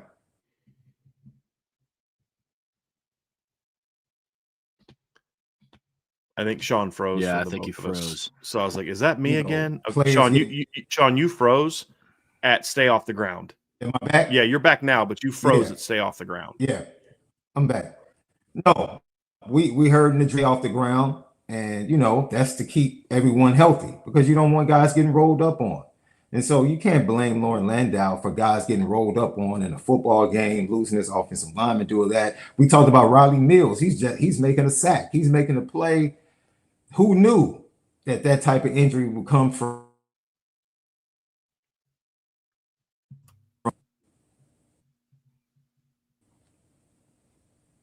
Yeah, Sean's frozen again. So, but yeah, I think that's I think the point Sean's making is, can they avoid some of those? Sean, you froze again, so we missed a lot of that. So I started talking in some of the dead air. But no, I think to Sean's point, if I'm getting what we heard from you correctly, Sean, it's like some of those injuries, it's like is that really strength conditioning? Can you really point to that?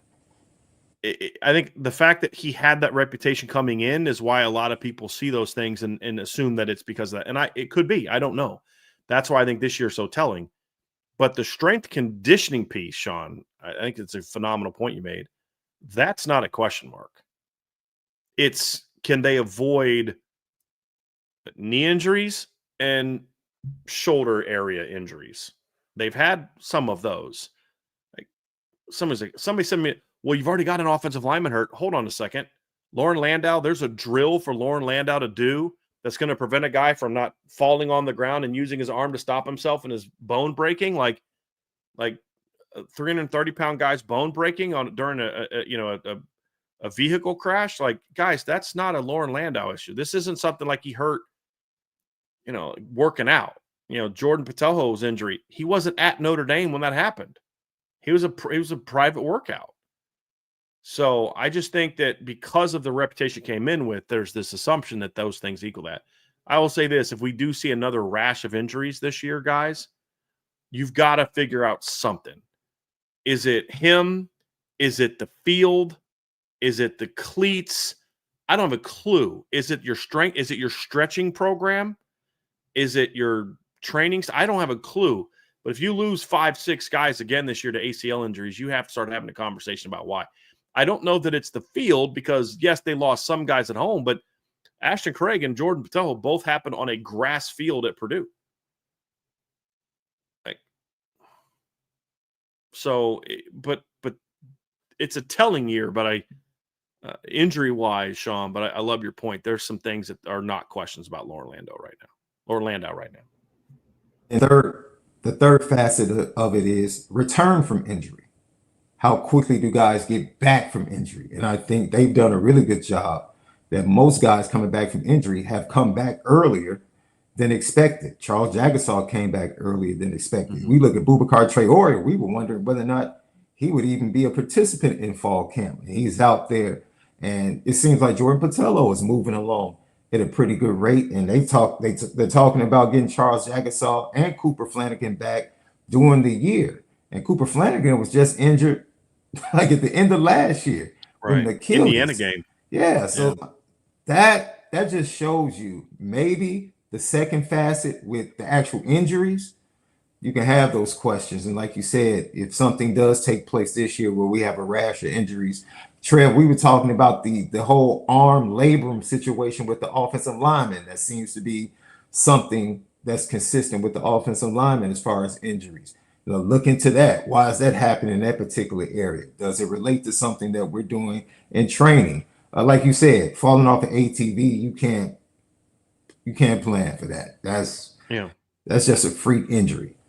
But I do think as far as getting guys strengthened and ready to play and being able to keep that up throughout the season, that's been done at a pretty good rate. And then Right. guys returning from injury, that's been pretty successful as well. Yeah. Super chat from Zachary Ortiz. Thank you for the super chat, Zach. 06 grad and watching since the late 90s. This is the first season start in that span. I feel confident that if Notre Dame executes on both sides, they will win their tough ones. Agree, Miami and A&M ours to win? You know, it's interesting you say that, Zachary. I actually have a thought on this because he says first season to start where I feel confident that Notre Dame executes on both sides, they win. I actually have had a lot of seasons where I felt that if they executed on both sides of the ball, they'd win. Where I think actually Zachary's coming from, and Zachary, correct me if I'm wrong in your interpretation, and if I'm right, then you and I see it the same way, which is I actually feel this is the most confident I am that they actually will execute on both sides of the ball and win those big games. I mean, 2015 was I don't know that anybody in college football beats that team in 2015 if they execute on both sides of the ball. Like, that Clemson and Alabama teams did not have better athletes than Notre Dame. Not that Notre Dame team, not with Jalen Smith and Will Fuller and Alize Mack and CJ Prosise and Kavari Russell and Max. I mean, that team was athletic. That offensive line, Quentin Nelson, Ronnie Stanley, Mike McGlinchey, you had 3 top 10 NFL draft picks on that offensive line. And so, no, I think that there's been years where I felt the roster was that way, but I didn't have confidence that the coaching staff would actually get them to play that way in big games. This is the first time that I felt they had the talent to do that, but they actually would play in those games because I have faith in the staff. So there's been several years, Zachary, where I felt that if this team does this, they can beat anybody. I just never had I didn't always have the confidence they would actually carry that out. And that's what's different for me. And I'm curious if that's the spirit of where you're coming from with that question. But I think Notre Dame's talent has been underrated for a while now. Yeah, oh, absolutely. I share the same sentiment. I'm just more confident now that this coaching staff will reap the benefits of having this level of talent on this roster. Just for fun, last night my dad and I were sitting down and we were eating dinner and we were talking ball, and the 2011 Notre Dame team came up, and I read him off just who was on that roster. And then we were very quick to remind ourselves what Notre Dame did with that level of talent on that roster. And then it's consistent in, 2015, you hear stories about it. And we've talked a lot about what could have been. And Notre Dame has a roster now where I feel like they're in a spot where we don't have to sit down and talk about what could have been. What if this? And what if that? There's always going to be some of those in every season. I mean, Notre Dame played for a national championship last year, and we still have the what ifs because they didn't win it. And there's what if this, and what if, player X stayed healthy, and what if player Y stayed healthy. And, so there will always be those. But now, Brian, I could not agree more. My confidence level through the roof of this coaching staff being able to put that talent to good use and putting them in good spots every single week is so much higher than what it was, even in years where this team had comparable talent. The difference now is not only do you have comparable talent to teams like 2015, but starting alongside Jalen Smith, you don't have Joe Schmidt. There's talent throughout the entire roster. That's another difference of the talent level, but it's completely different. And I love having conversations about it. Question in here from Iden. Well, I'd just say this, but where I would push back is they didn't have to play Joe Schmidt in 2015. They chose to play Joe Schmidt in 2015. They should have played Niles Morgan or Greer Martini. Like, it's not like Joe Schmidt was the only option. Sure. It was they put him in because of the unnecessarily burdensome scheme that only he could carry out. Drake Bowen does not start last year for Brian Van Gorder if he's the defensive coordinator. Like, first of all, if Brian Van Gorder is still the coordinator, I'd be in an insane asylum right now. Like, I'm being serious. Like, I would lose my mind. But that was more of the issue than the talent. To your point, I mean, you had Jarrett Grace in 2015. You had And even though he was still banged up, he was still able to play. You had Niles Morgan, second sophomore Niles Morgan on that team. You had sophomore Greer Martini on that team. Heck, you even had true freshman Tavon Coney on that team. So that was a choice, not a necessity. Whereas in 2012, you had Dan Fox or a Carlo Calabrese who was never really the same after some of his 2010 and 2011 injuries. Those were your options. That's what you had to go with. You chose not to put Niles Morgan on the field in 2015. And that was a wrong choice, in my opinion. But what was on the field, Trevor, to your point, there were subpar positions on the field. The frustration was, why did you put them on the field? Oh, absolutely. Yeah. No, I guess part of it too that gives me a lot of confidence is that there's not the bad option to go with on this team. They could start Jerry Rulo or, Sure.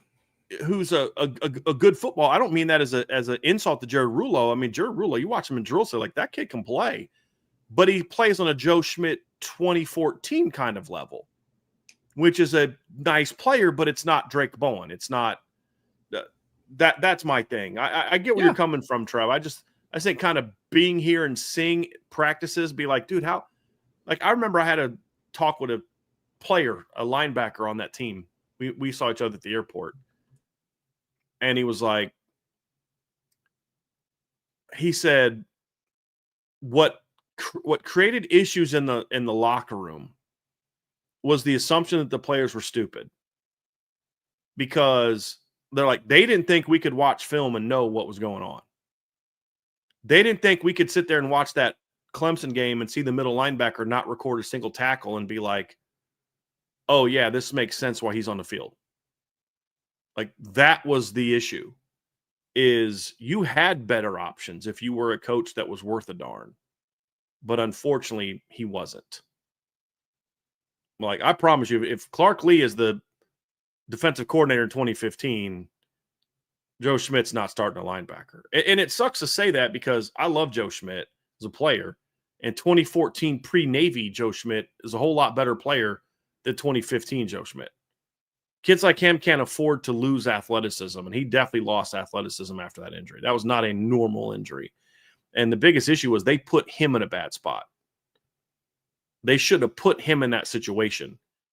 And what's Joe supposed to do? Like, nah, coach, you shouldn't play him. You should play Niles. No, he's going to go out there and give you the best effort he can. But it just wasn't. It shouldn't have happened. Aiden Benami, do you agree with Tom Luganbill that Notre Dame's offense is just fine, even with a new quarterback, just needs to be more explosive? Need more explosive plays? I'm going to say no, I don't agree entirely. I think he's on the right track. I think they need more explosive plays in the pass game. There weren't many running games more explosive than Notre Dame's last year. Their pass game needs more explosiveness, Sean. That's what I think. I think they're fine. I think their offense is very good. They just need more. The pass game just needs to be more dangerous. If it is, then it's an elite offense. I mean, this team finished in the top 10 last year offensively in scoring. And I believe, Tashawn, weren't they also top 10, or at least borderline top 10 in efficiency numbers as well? I'm pretty sure they were.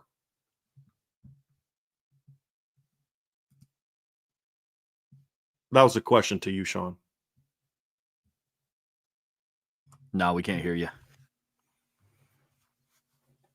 Yeah, but looking at the FEI from last year, Notre Dame in overall team efficiency was third. In offensive efficiency, they were ninth. And then in defensive efficiency, they were second. So, like, this was not a team that last year was like this is not – there's this notion that, like, last year's offense was like the 2012 offense or like the 2020 offense. And that could not be further from the truth. They were not a great passing offense. And I think, Trev, you and I would talk about this during the season, where I think people misunderstand how good Notre Dame's offense is because they're not good at throwing the ball. They don't appreciate how good they actually are on offense. Yeah, the ESPN Football Power Index also had their offense ninth. Guys, this is a top 10 offense last year. It just wasn't explosive in the pass game, which limited it in the big games. But even then, when they needed to throw against Penn State, they did. When they finally started, clicking in the pass game, look, guys, if they couldn't throw the ball, they don't come back against Ohio State. So I think that was sort of the issue, is the pass game needs to get better. Now, overall, I think the general sentiment of what Tom Luginbill is saying, if that's what he said, I didn't hear him say it, but I'm giving the benefit of the doubt that that's what he said. We agree for the most part. I think it needs to be more specific to big plays. They need more explosive plays in the run game or pass game. I don't think there's anything at all wrong with their run game explosiveness. Nothing at all. Agreed. I'm actually looking it up, Trev. I believe they ranked pretty high last year in longest rushing plays. Notre Dame was 8th in the country in most plays of over 20 yards. They were 4th in the country of most running plays over 30 yards. They were 4th in the country with 11 run plays of over 40 yards. They were tied for 2nd in the country in most plays with 50 yards or more, tied with Navy, trailing only Boise State. They were tied for 3rd in the country with most rushes for over 60 yards. And they were tied for 4th in the country for most rushes over 70 yards. That wasn't an issue for them last year. And it's the pass game that is where they lacked that big playability. And I think you highlighted something key in big games. Yeah. Well, like we watched this team go deep against, Miami of Ohio, and they would take their shots against Navy and Louisville. Right. Yeah. But it's in the playoffs. It was, they walk away with seeing 90 passing yards at the end of the game against Georgia. Right. And they were only good at throwing the ball when they were forced to. And then They were actually pretty good throwing the ball, which is the frustrating thing. Exactly, which led to a lot of our frustration in some of the post-game shows. It's like, where was this in the first 30 minutes? Just Riley wouldn't let it rip. That was the difference. When they were behind, he had no choice, and he just played more loose, and he was willing to just let it go. And he'd made mistakes. I mean, threw the pick against Penn State, but he just came right back at it. I think he was, it's a whole nother story for a different day. Tristan Schaub. Besides the season starting, the playoffs, and obviously winning a natty, what are you most excited to see this season? Oh man, probably quarterback. And it's honestly, it's a lot of what we just talked about. I want to see if the pass game is going to take the jump that I think they're going to take. I think that's really it for me.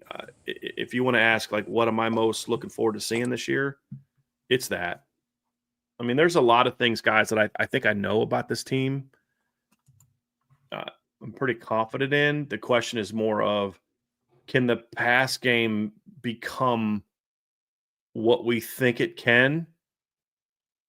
And it's not just that it impacts the season, but I think it impacts the program as a whole.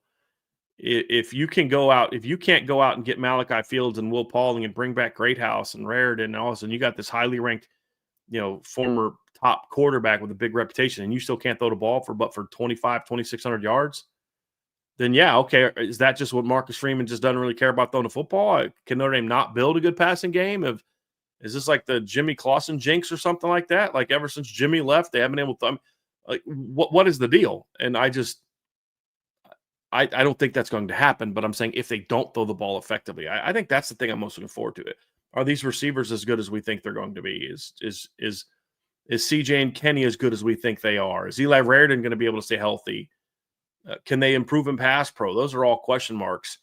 And that's why you talk about being excited to see, because I just think if this team can become a pretty decent passing team, like a pretty good passing team, then I think this team as a whole just becomes super dangerous.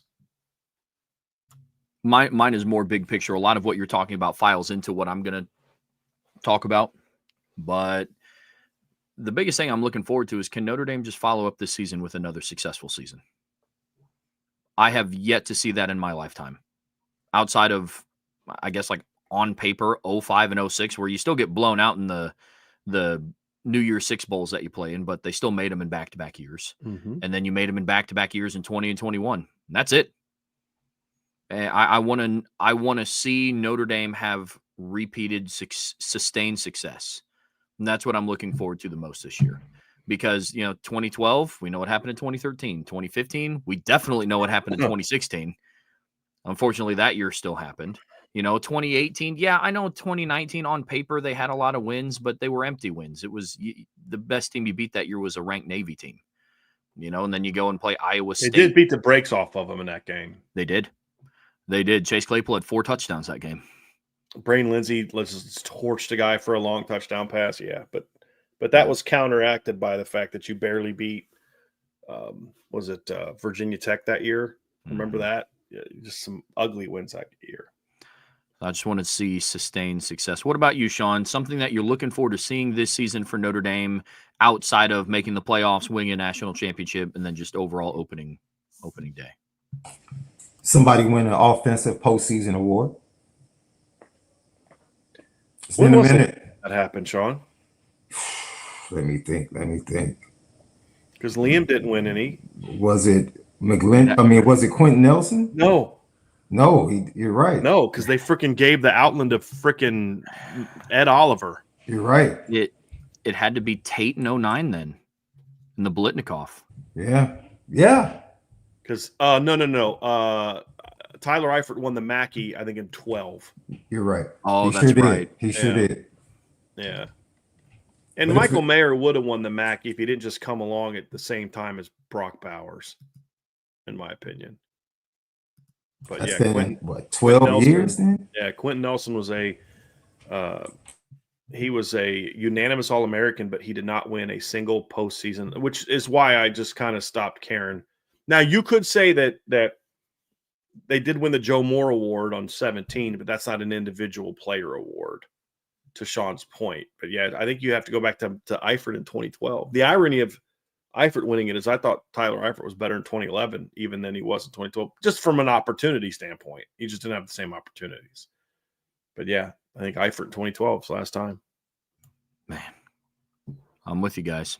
They've had like some consensus unanimous All-Americans, but like as far as like an individual award, I think it's Eifert 12, I believe. And before that, it's Tate in 09. So like that's not a lot. No. That's a good one, Sean. Yeah, that is. Super chat from Joe M. Thank you, Joe. Bringing back a buy, sell, hold. Here we go. Buy, sell, hold. Pat Dillingham, Andrew Hendricks, Phil Dracovic. That's an easy one. I'm buying Phil Dracovic. He shouldn't even belong in this conversation. Like, he was a multi-year starter at a Power 5 school and was a pretty good player in 2020.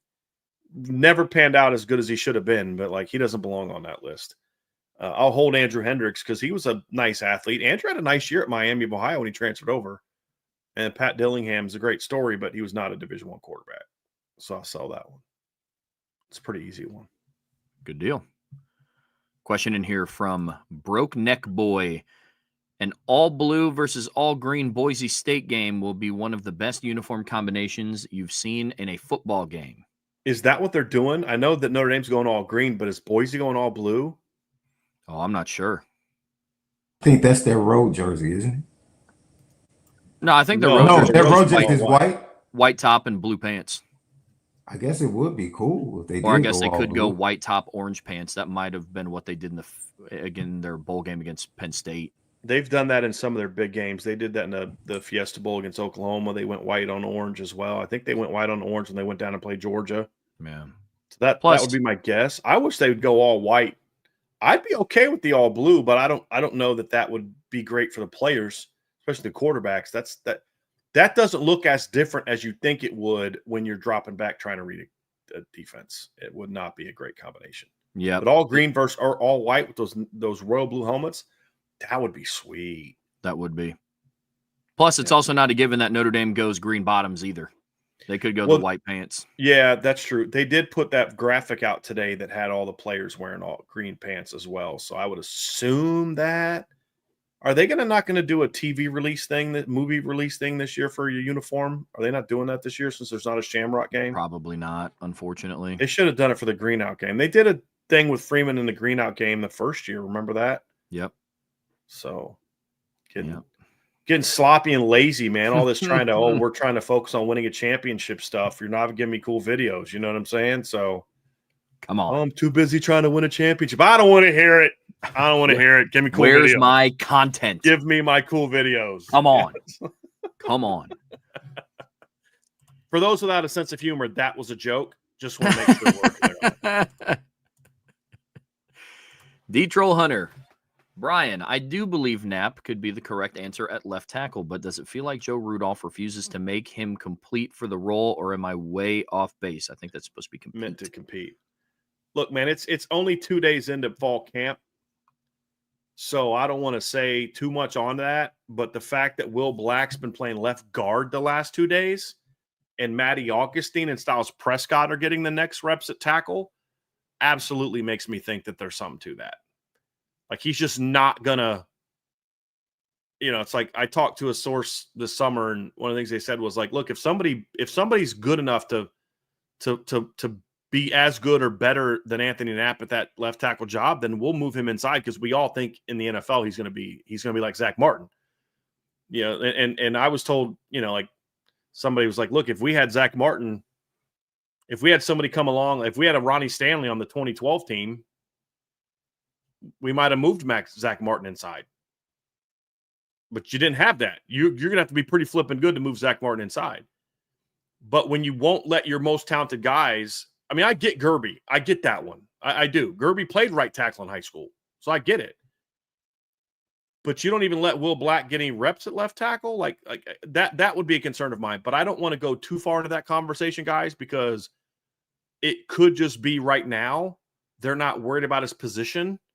They're worried about him getting reps, and because there's more tackles than guards right now, it could just be the best way to kind of get him that third team work, because Matty Augustine's definitely not a guard either, and Matty was here in the spring. So there's a lot of things that could mean, and I don't want to turn this into like a here we go again with Joe Rudolph. But if we're 2 weeks in the fall camp and we're still seeing Will Black play left guard, like I said, look, if it's like right guard, I'd have been like, look, they think he's that good, they're going to give him a shot to win the right guard job. All right, cool. Left guard. So, like, there are legitimate reasons that I could point to why in day 2 they have him playing left guard in day 2, because of the lack of depth at guard. They just want to get him reps. Yeah, I could buy that. That just better not be the case in about 2-3 weeks. It's exactly the conversation that Sean Davis was having with me when we were walking off the practice field, almost verbatim. Yeah, smart guy. This is why I like to let Sean hang around. I usually don't let guys better looking than me be around me. I try to hire unattractive guys, but you guys are both too smart. I can't not have you, on the show. So, but no, I mean, it's a great observation, Sean. It's absolutely spot on. Speaking of the guard situation, is there one position or one side that if you learn this side, that it makes it easier to go to the other side, or are they pretty much the same as far? No, I mean, it's different, because you got to learn to play right-handed, and your eyes are going to be different. Yeah. I mean, it's just not super easy for a young guy to go from right to left. Yeah. And that's one of the things that really jacked up Rocco last fall camp, is they kept moving him back between right and left guard. And it was just like, your footwork's different. Everything is different. This foot's up, that's foot's up, this hand's down, that hand's down, that hand is down. You're going to the left a lot in this one. You're going to the right a lot. It's a different thing. And so, no, Sean, it's not that, he's competing for right guard by playing behind Billy Schrouth. Like, you put your best talented freshman behind your best returning player, and that's usually not a great sign. But again, I think we can get into a bit of an overreaction on what's seeing in day 2, because I could make a very legitimate coaching argument for why they're getting Will Black some third team guard reps in what we're seeing right now, because of just the makeup of it. I just think it's a waste of time. Like, what if Anthony Knapp goes down the same time Jagasol did last year? You're not even going to let Will Black compete for that job? Well, right now you're not, because he's playing guard. But it's so early, it's just not something I'm going to get worked up about. I want to see what it looks like in 2 weeks. If we're still having this conversation in 2 weeks, D-Troll Hunter, then I think we could have an honest conversation that he's rigging the game. And we are not two people that don't think Anthony Knapp's really good. We all think that Anthony Knapp can be a stud at Notre Dame. I had him as a preseason. One of my bold takes was he's going to be an All-American. I just think Anthony Knapp's a guy that could be dominant, an even more dominant player inside than he can be outside.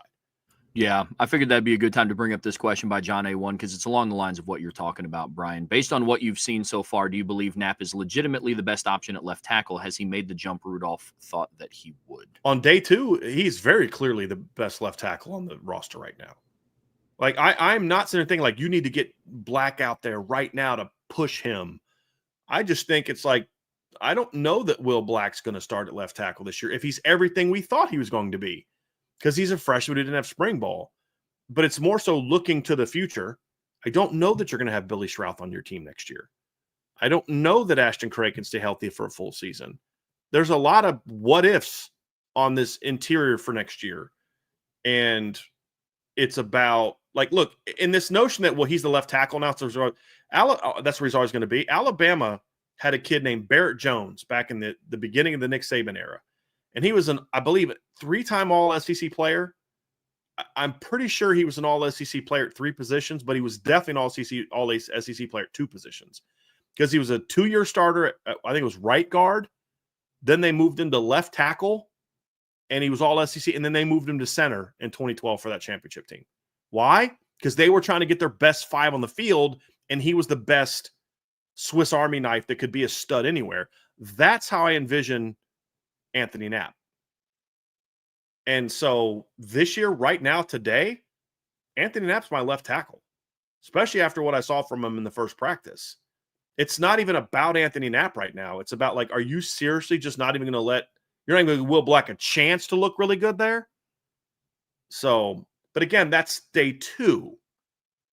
There's a lot of reasons that this could be happening, and we don't have those answers. So and somebody asked, I still don't understand why Sullivan Absher was given a chance at left tackle. Sullivan Absher's not a left tackle, folks. He's a guard. He's a guard. That one I understand completely. Yeah. But guys, we all had the same thought about seeing Will Black at left guard. I'm simply saying, to be devil's advocate, like Sean was talking about earlier, there's a lot of legitimate, there's 2 or 3 legitimate explanations I could use of why they're doing that today in day 1 and day 2.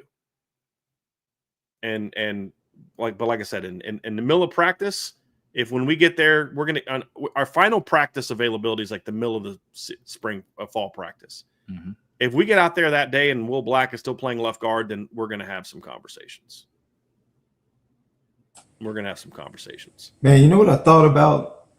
I'll be interested in finding out the combined total weight of starting tackles for the top 10 teams.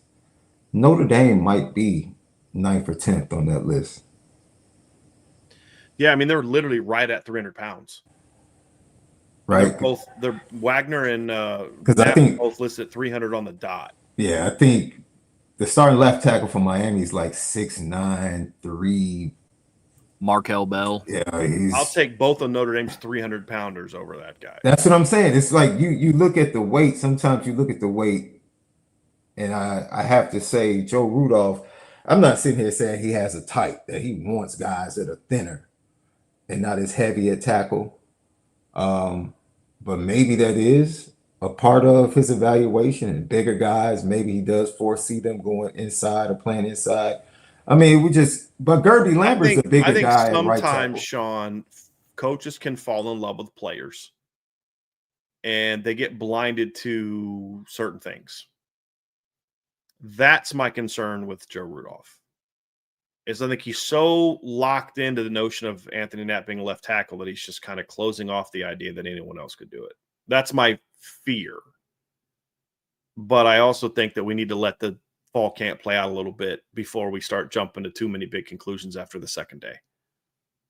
That's just kind of my take on it. Like, Jadon Blair was down there working with the second group of players in the first practice. Does that mean that Jadon Blair is going to be running a scout team this year? No. It's first day of practice. It's where most of the freshmen were that weren't forced into the 2 deep by a lack of experience. Like, if Jaden Mickey was still part of the team, you don't have all 3 of those freshmen with the first group on day 1. Maybe by the middle of it, but not by day 1. Yeah, I think Nelly had it in the chat, Sean. I think it's more about he prioritizes athleticism over size at tackle. And I think that's more of the focus. than looking for a lighter guy. I just think it so happens that the two guys they have are lighter. That's more of the coincidence, but those are the two better athletes of the guys that are ready to play. No, but right now, to John A1's question, right now today, there's no discussion, especially with Jagsaw hurt. There's no discussion who my left tackle is right now. It's Anthony Knapp.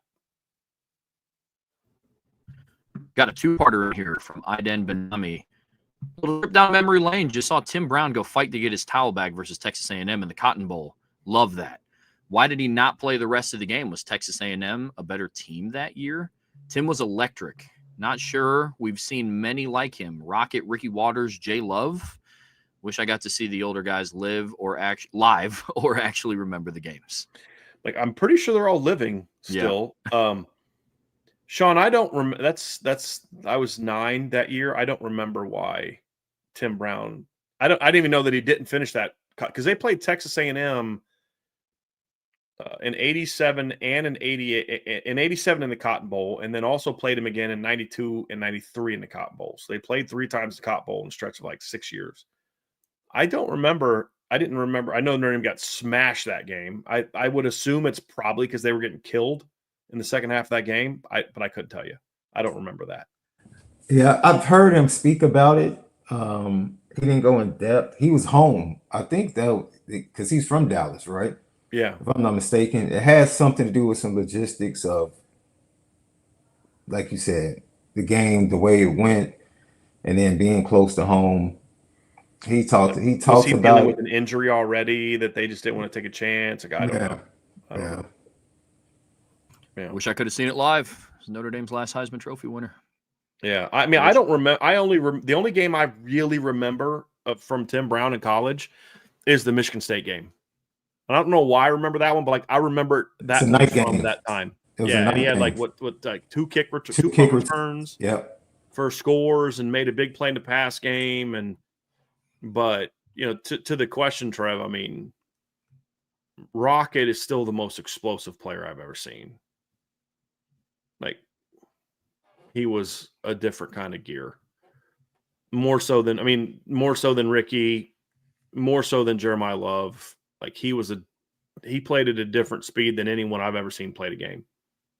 He just did. I can say this.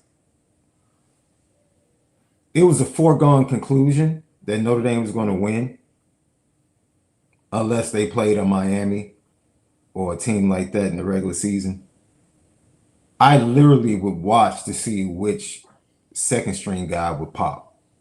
What, in 88 or 89? 88, 89, 90. Like, all right, who's the guy that's second string or the freshman that's going to get in and make a big play? Like, those were the types of things that you watch Notre Dame football for in that Holtz era, because you knew they were going to win. Like, it wasn't even a thought that they would lose. It's at home or on the road. And they would go into, I remember, was that 89?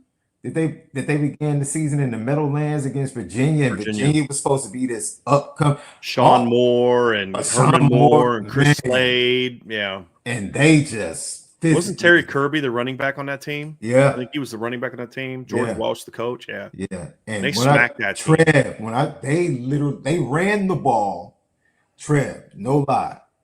They ran the ball 23 consecutive times, bro. I'm actually going to find 23. That's how disrespectful they were. Let me find it. I'm going to pull this up because I remember I was actually watching that game recently, Sean, as I was just sitting there kind of working and doing different things. But when they came back from halftime, I'm going to try to find this because they don't have things marked as easily as they do now. But like it was like the final score was like 38-10 or something, but it was not that close. It was like 33. I think it was like 33-0 at halftime of that game. And I saw a graphic that they played when they came back. It was like either right before the half when they came back, and Notre Dame's rushing yards compared to like Virginia was just absolutely bonkers. But that Notre Dame team in 1989, guys, beat 7 teams that finished the year ranked in the top 15. Like, here it is. Halftime statistics.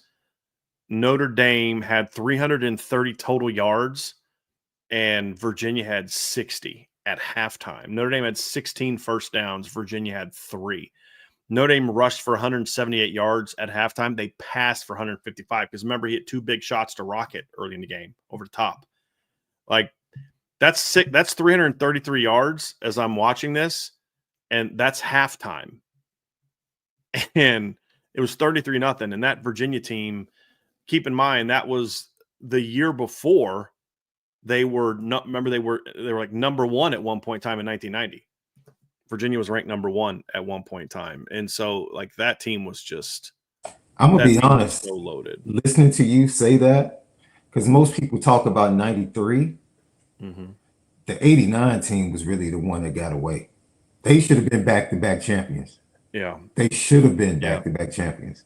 Like that Lou will tell you that. I've heard people say that Lou will tell you that he's the reason they lost that game. Because he had the team so beat down emotionally, like because he didn't want to get in trouble because of the fights and all that other kind of stuff, that he just emotionally had him tamped down. But that, I've said this before, Sean, that '89 team is still the most talented Notre Dame team I've ever seen. Like Virginia, the week after Notre Dame beat them, the final score was 36-13. Trev, I told you it was 33-0 at halftime. They called off the Dogs that game. The next week, Virginia went to Penn State, who finished that year ranked in the top 20, and beat them 14-6. They beat Georgia Tech on the road that year. Georgia Tech was really good. Then they lost to a really good Clemson team, and then they won 6 games in a row, including a road game over a road win over a ranked NC State team. Do you remember who beat them? Do you remember who beat Virginia that year, Sean, in the Citrus Bowl, 1989? Who beat Virginia in the Citrus Bowl? You're going to be super pissed when I give you the answer to this question, Sean. Super pissed that you don't know the answer to this one. It escapes me right now. Very close to your heart, and it's not Notre Dame. Illinois? Yes. Jack Trudeau? Yes. Your alma mater, 1989, beat them in the Citrus Bowl. Wow. But that Virginia team was loaded. That was a very, very good Virginia team. Very good Virginia team. Yep. Man. Sean Moore was fun to watch. They had ugly helmets, man. Like just the most like janky Penn State helmets. But that team, Sean Moore to Herman Moore, was a fun combination to watch play, man. And if I'm not Trev, you go watch the game. It's on YouTube when you get a chance. '89 beginning season. Lou Holtz has a play call, a series of run plays. It's almost like 4 different run plays. And he has like this little smirk on his face. Like, I'm in my bag. Mm-hmm. It was like, there's nothing they could do. Like, hey, we're not passing for the rest of the half. It was just, they physically done. The second string was in like late in the second quarter. Offensively. Mm-hmm. Just taking a team's soul. That's how you do that. Good. Yep. Alakino got it right. Al got it right. The second you said Sean is going to be super disappointed that he didn't get it, I thought it was Illinois. Yeah. Like you're going to be super pissed at yourself that you didn't get this one right. But no, Illinois used to be really good at football. And hopefully they're getting back to that. Be nice. But yeah, I remember was Kurt Kittner the year they beat Ohio State when Ohio State was ranked real high? Wasn't it Ohio State that they beat? Was ranked in the top 3 or something like that? Don't get me in trouble. Don't get me in trouble. It wasn't Kurt Kittner. It was my boy from Chicago. It was Juice. No, I'm talking. There was a year with Kurt Kittner where they beat some highly ranked team. Oh yeah, no, they beat Ohio State, but the bigger game was when they beat Michigan at the big house that same. Yeah, I was talking about the Ohio State. Kurt Kittner had a big win over Ohio State back then. Because Archer, I love talking about that big win over Beckman in Ohio State and the head coach of Notre Dame when they were number 1. But I've heard that's a game he doesn't like people talking about. So steer clear. Yeah, I get that. Andrew Gilmore, do you see any similarities between this year and 1990? I saw Tim Hyde making comparisons between Carr and Rick Meyer. I don't really remember Meyer. I don't know. First of all, I don't know who Tim Hyde is. Is he like work for like ESPN or something like that? No, he works with Singer. He does the show with Mike Singer and Goolsby sometimes. Oh, he works at BGI? Gotcha. Yeah. I mean, very different style of player. I mean, different offense. Meyer ran a power option offense. I never thought Rick Meyer was overly accurate as a quarterback. He had a pretty good arm. He was a number 2 overall draft pick. He was a talented quarterback, but I don't know that the style is even remotely similar. No, Rick Meyer, of course, first round pick, went to the Seahawks eventually. Number 2 overall pick behind one spot behind Bledsoe. Yeah, his throwing motion. Bledsoe was fun to watch in college. Speaking of, he was at Washington State. Yeah. Remember, I forget what year it was, but they had a game in the snow, and Meyer's out here. Bledsoe's out here dealing. He was fun to watch. But yeah, Rick was he wasn't built for this offense, but he was still a pretty good athlete. I mean, he's a pretty good athlete, Rick Meyer was. He just shouldn't have been running a triple option. Yeah. Same with Ron Paulus. Ron Paulus should have gone to Penn State. Ron Paulus has a very different career if he would have gone to Penn State. Now, I'm glad because he was, at the time, what's funny is because my opinion of him that I have of him now is what it is. But as a kid, he was probably other than Tony Rice, my favorite Notre Dame quarterback until Brady Quinn came along. But like he just was in the wrong system. And I think same thing with Rick Meyer. Rick Meyer just never had he never had to read defenses the way that you need to read defenses to play in the NFL because it's just not how Notre Dame ran the system. But I don't see really any similarities between the two other than they both had a 3 in their jersey number, right? His throwing motion, if you watch Rick Meyer throw, it always looked like he was aiming the ball. Yeah, it's like kind of like a Yeah. And the 90 team is very different than this team. Very different team. And it was your first year without Barry. Like I would doubt that Tim Hyde is making comparisons between the two teams. He's probably just making a comparison between the two quarterbacks. I don't think he's saying that that means they're going to be like they were. If you're going to compare him to a Rick Meyer team, it'd probably be 92 because that 92 team was loaded. Great backfield. Great. I mean, Jerome Bettis wasn't even your leading rusher in 1992, if that answers any question about how good that backfield was. Reggie was a monster in 1992. But yeah, other than they both have a 3 in their jersey, I don't see any similarities between CJ Carr and Rick Meyer. And that's not an insult to his opinion. I'm sure he defended his opinion well, but I don't see it at all. I mean, if you want to compare him to a former Notre Dame quarterback, I mean Jimmy Clausen's the one that their throwing motion a little bit different, but Jimmy could just put the ball wherever he wanted. I mean, Jimmy was Picasso back there, but CJ's a much better athlete than Jimmy was. I think Jimmy would start on this team. On this team, yeah. Oh, yeah. I mean, veteran junior year version of Jimmy, 09 Jimmy, yeah.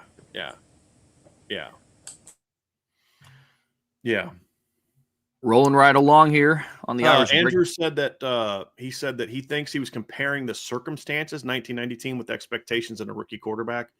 Again, I don't know that the similarities are the same. We're talking about comparing teams from 30 plus years apart. I just don't see it. I mean, Notre Dame was preseason number 1.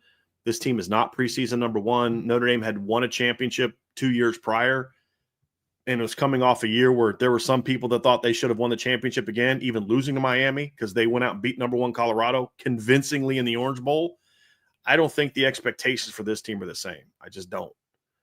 And but if you're comparing Rick Meyer's circumstances to CJ Carr's, that's a good comparison because Rick was a redshirt freshman who was replacing a dynamic run-throw quarterback. He was a different style of player than the guy he was replacing. In that regard, I could see a similarity.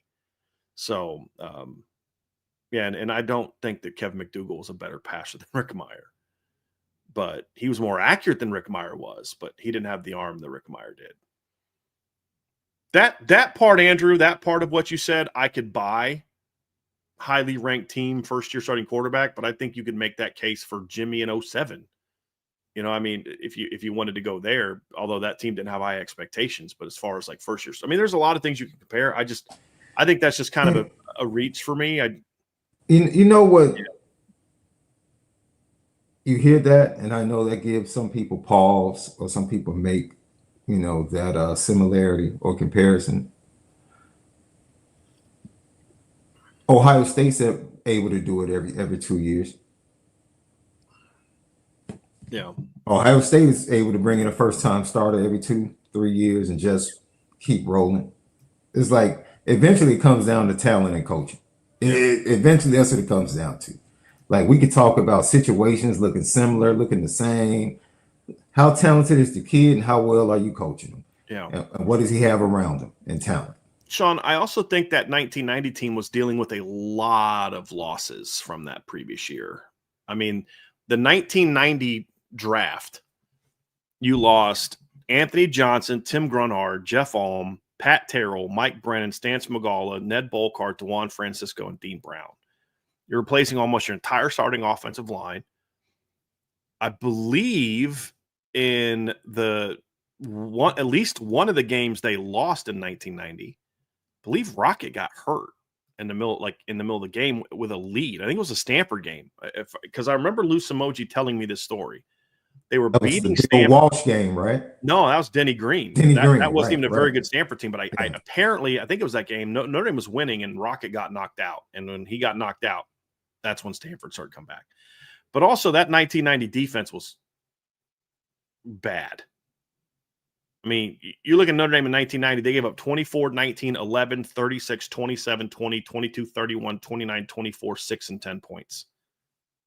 That was not a very good offense. And that was more of the issue than anything related to Rick Meyer.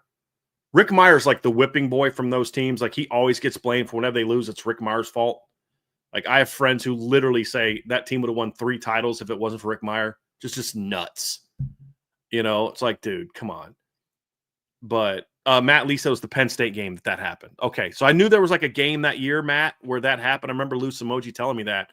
But when they played Penn State, they were back to number 1. Like, they lost to Stanford, dropped to 8, beat number 2 Miami. That's the game where Rocket had the touchdown. Rodney Culver had that great screen pass. The late Rodney Culver had that great screen catch for a touchdown. Remember, they were dragging his jersey down as he was crossing the goal line. But then they won at Pitt, beat Navy, and then they beat Tennessee at Tennessee, number 9 Tennessee, and they climbed back up to number 1, and then lost at home to Penn State. And so Matt Lee said that that's the game that Rocket got hurt. But they were winning. He got hurt. If he doesn't get hurt that game, a lot of people have told me they win that game. And then they're number 1, and they go play for the title again. That ain't Rick Meyer's fault. So, but that defense was bad. And then the next week they beat number 18 USC on the road, and then that team lost to Colorado. That's the Phantom block in the back. But that Rick Meyer team beat number 4 Michigan and number 2 Miami and number 9 Tennessee that year. Number 18 USC and number 24 Michigan State. So I just always felt like Rick Meyer gets a bit of a raw deal from some Notre Dame fans. And I partly get it, because he wasn't Tony Rice. The greatest winner of my lifetime in Notre Dame. So I get it. I just think Rick got he gets a little bit of a bad rap, in my opinion. Just my 2 cents. But no, I don't see that comparison at all. Very different teams coming back. Now, I would compare Riley was Tony Rice to me, the modern day Tony Rice. In that comparison, like, you're replacing a guy with a very different skill set than you had. Yeah. The offense is supposed to adjust. Yeah. Like, I could see that. You can go, Tony Rice would just take over games. Like 89 against USC at home, Marinovich and USC, they jump out front, and he just takes over the fourth quarter offensively. Just give me the ball. And it's like, that's who he was. He came up with clutch plays and clutch moments. He literally was like, that was who Riley Leonard was. He would complete one throw, and it'd be this huge, biggest throw, big play of the game, over the top. Yeah. I mean, he was, I think, finished second in Heisman voting in 1989, excuse me. And I think he had, what was it, Sean, like 2 touchdowns and some like 10 picks or something. Let me look that up. He finished 4th in Heisman voting, and he had 2 touchdowns and 9 picks that year. But he was clutch, and then it was a different era, and he ran for 884 yards. It was just a different era back then. But he just was a winner. A winner, man. Just a winner. It's a winner. Major Harris finished 3rd that year. I loved Major Harris. Anthony Thompson, Indiana, number 2, and then Andre Ware won it that year just because he threw for 1,000,000 yards. So, like, 4,699 yards back then was like incredible. They scored 90-some points against SMU, which was dirty. That was year 2 back for SMU. No, it was year 1 back for SMU. That was their first year after missing football for 2 years, and they got him throwing in the second half. It was so bad. It was so bad. But yeah, I just don't see that comparison. But I mean, there's certain parallels you could draw replacing a dynamic guy, blah blah blah blah blah. But legend number 2 ranking. But I don't know that there's a lot of comparisons between the two. Yeah, just my 2 cents. I'm not trying to be disrespectful to Tim Hyde, but it's fine. I'm sure there's takes I have to disagree with, so I'm not trying to turn this into like a BGI thing. It's just I just don't see that particular comparison. Nor do I think the teams are all that similar. But man, those teams were still good. Trev, that was the down year in that era in 1990, and Notre Dame went 9-2, lost to number 1 Colorado by a point in a bowl game, lost to number 18 Penn State at home, got upset by Stanford, beat number 4 Michigan, beat number 2 Miami, beat number 24 Michigan State on the road, beat number 9 Tennessee on the road, beat number 18 UNC on the road. That was the worst team of that stretch, like by far the worst team that Lou had in that 88 to 93 stretch. Like that was your down year. So yeah, those teams were fun to watch. Would you say 90 or 91 was more disappointing? I always thought 91 was more disappointing. The 3 losses they had in 91. I know they had a lot of injuries that year, but that's the year, remember, they blew that big lead to Tennessee. Oh, at home? They lost to Michigan on the road, and Desmond scored. That's the game that got Desmond all those highlights. But they didn't have a place kicker. And, yeah. Trev, can you hear Sean? Yep. You can? Okay, so it's me again. All right. They didn't have a place kicker in that Tennessee game. That was the crazy thing. The kicker was injured, and they had some guys try out, and they missed the field goal at the end of the game to win it. They had a couple of field goals early in the third quarter that could have extended the lead. That was Andy Kelly, and oh, man. No business losing that game. Yeah. Now, this is the thing. For them to be that good, the losses were absolutely crushing. Brutal. When they lost, it was it stayed with you for about 3-4 days. Yeah. Easy. The Stanford loss in 1992 was probably the hardest one for me because I thought that 92 team was going to go all the way. I was like, after what they did to Florida in the Sugar Bowl the year before, I was like, this team with Jerome's back and Reggie Brooks and like, no, this is the year. Rick Meyer, this is the year. And freaking Stanford, Bill Walsh. Trev, what's your most crushing loss? Oh, where do I begin? It's still my most crushing is still BC 93 for me. Just FYI, Sean, still 93 for me. Like a loss that I just walked away from, and it just hit a little like bit devastating. Like Miami 2017. Bad is not. It's just more of like the opportunity, right, Sean? The opportunity, like wow, my hopes were dashed. My just the whole that kind of thing. This may be unpopular to some that were alive during the national championship era of Notre Dame because I've never seen one. The Oklahoma State loss stung with me for a while. It's the last time I got to watch them play in 21. All the hype around Marcus Freeman of, Notre Dame's got their guy. That video came out of him in the locker room. Everybody's rah-rah. They go out to a 28-7 lead. Mind you, at this point, I had yet to see Notre Dame win a major bowl in my lifetime. And I was like, this is the time. And then I just watched him chip away and chip away and chip away while I was watching all of Notre Dame's wide receivers get more tired and more tired and more tired. And then they lost. And that was the last time I got to watch them play until the start of 2022. And then they lost the season opener for that one too. And but the Oklahoma State loss was one that was just gut-wrenching because I was finally ready to watch Notre Dame win a New Year's Six bowl. That didn't happen. That was a gut-wrenching. I was there. I was in the stands that game because I got tickets for my dad and my nephew Zachary. So I let Vince cover the game, and it's like actually the only game I sat in the stands as a fan since I started doing this was that game. And you're just like, they're killing Oklahoma State, killing them.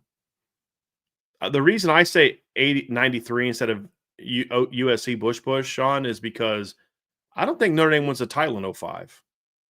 Yeah, I really wasn't. I mean, in the moment, it was devastating, but it didn't stay with me because, like you said, like Notre I Dame also wasn't thought on that level. they gave USC everything they could. Everything they had. I've never Yeah. seen a Notre Dame team lose where I watched it and was like, I've never been more proud of a Notre Dame team in a losing situation. Just like that team, gave you everything they had and just wasn't good enough with that team. You know? Even on the long pass to Dwayne Jarrett, the pass rush was there. They rushed the throws, the best call. The coverage was like, though, you can't cover Jarrett any better than that. No. You can't. It's a phenomenal throw, phenomenal catch. They just made a better play. They don't beat Vince in Texas. Even if they win out and they play in they don't beat Texas. They don't beat Vince Young. No. 93, if they beat Boston College, they would have beat Nebraska and won it. If they'd have played Nebraska, they might have played Tennessee. I don't know who they'd have played, but they would have won the championship. Heck, if they beat Miami in '89, they win a national championship. Those are the crushing losses, right? When you know, and I guess, Trev, that's what you're saying. You have yet to feel that you're the dominant elite team. Right. Going into every matchup. And those are the losses. Yeah, those are the losses that crush you. Yeah. You just never thought they were going to lose. They did. Yeah. They lost games, but you just never thought they were going to. You just went into games like, they're not going to lose this game. There's nobody can beat this team. So when they lost, it was devastating. But that 93 loss to BC, because you had just beat Florida State the week before. Number 1 Florida State, Charlie Ward, just dominated them. That game was not as close as the final score was, by the way.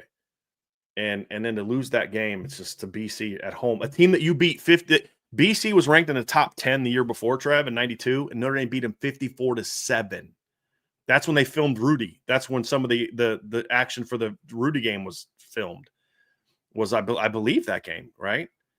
But, man. Yeah. That was devastating. Yeah. I think the BC game, I was just stunned. Yeah. I was stunned that they got behind as big as they did. Oh, yeah. Big time. For me, I was just like, I can't believe we're losing by this much. I knew they were going to lose when Pete Bursis dropped that pick on the last drive. I was like, it's just fate is going to – BC's going to win this game. It's just the same thing happened when honestly, I felt it's the same feeling I had when DJ Brown dropped that pick against Ohio State in 23. I was they're going to lose this game. That was my next gut-wrenching loss because I was there in person in the stands. The roller coaster of emotions that I went on in that game. They got the stop on 4th and 2. I was like, literally, you get 2 first down. This game's over. Mm-hmm. And then I just watched Ohio State convert a 3rd and 9, 3rd and 19, a 4th and 8. And DJ Brown dropped the pick, call a timeout. 10 guys on the field. They went on the last play of the game. They had 10 guys on the field freaking twice. Back-to-back plays. Yep. Whatever. Yep. Let's get back to some happier times. Yeah, I was about to say. I'm getting depressed. Let's go back to the next question. Let's say bring up a good one, Trev. Bring up a good one. We're looking right now. We're rolling. We are rolling on the Irish Breakdown Podcast. A happy question.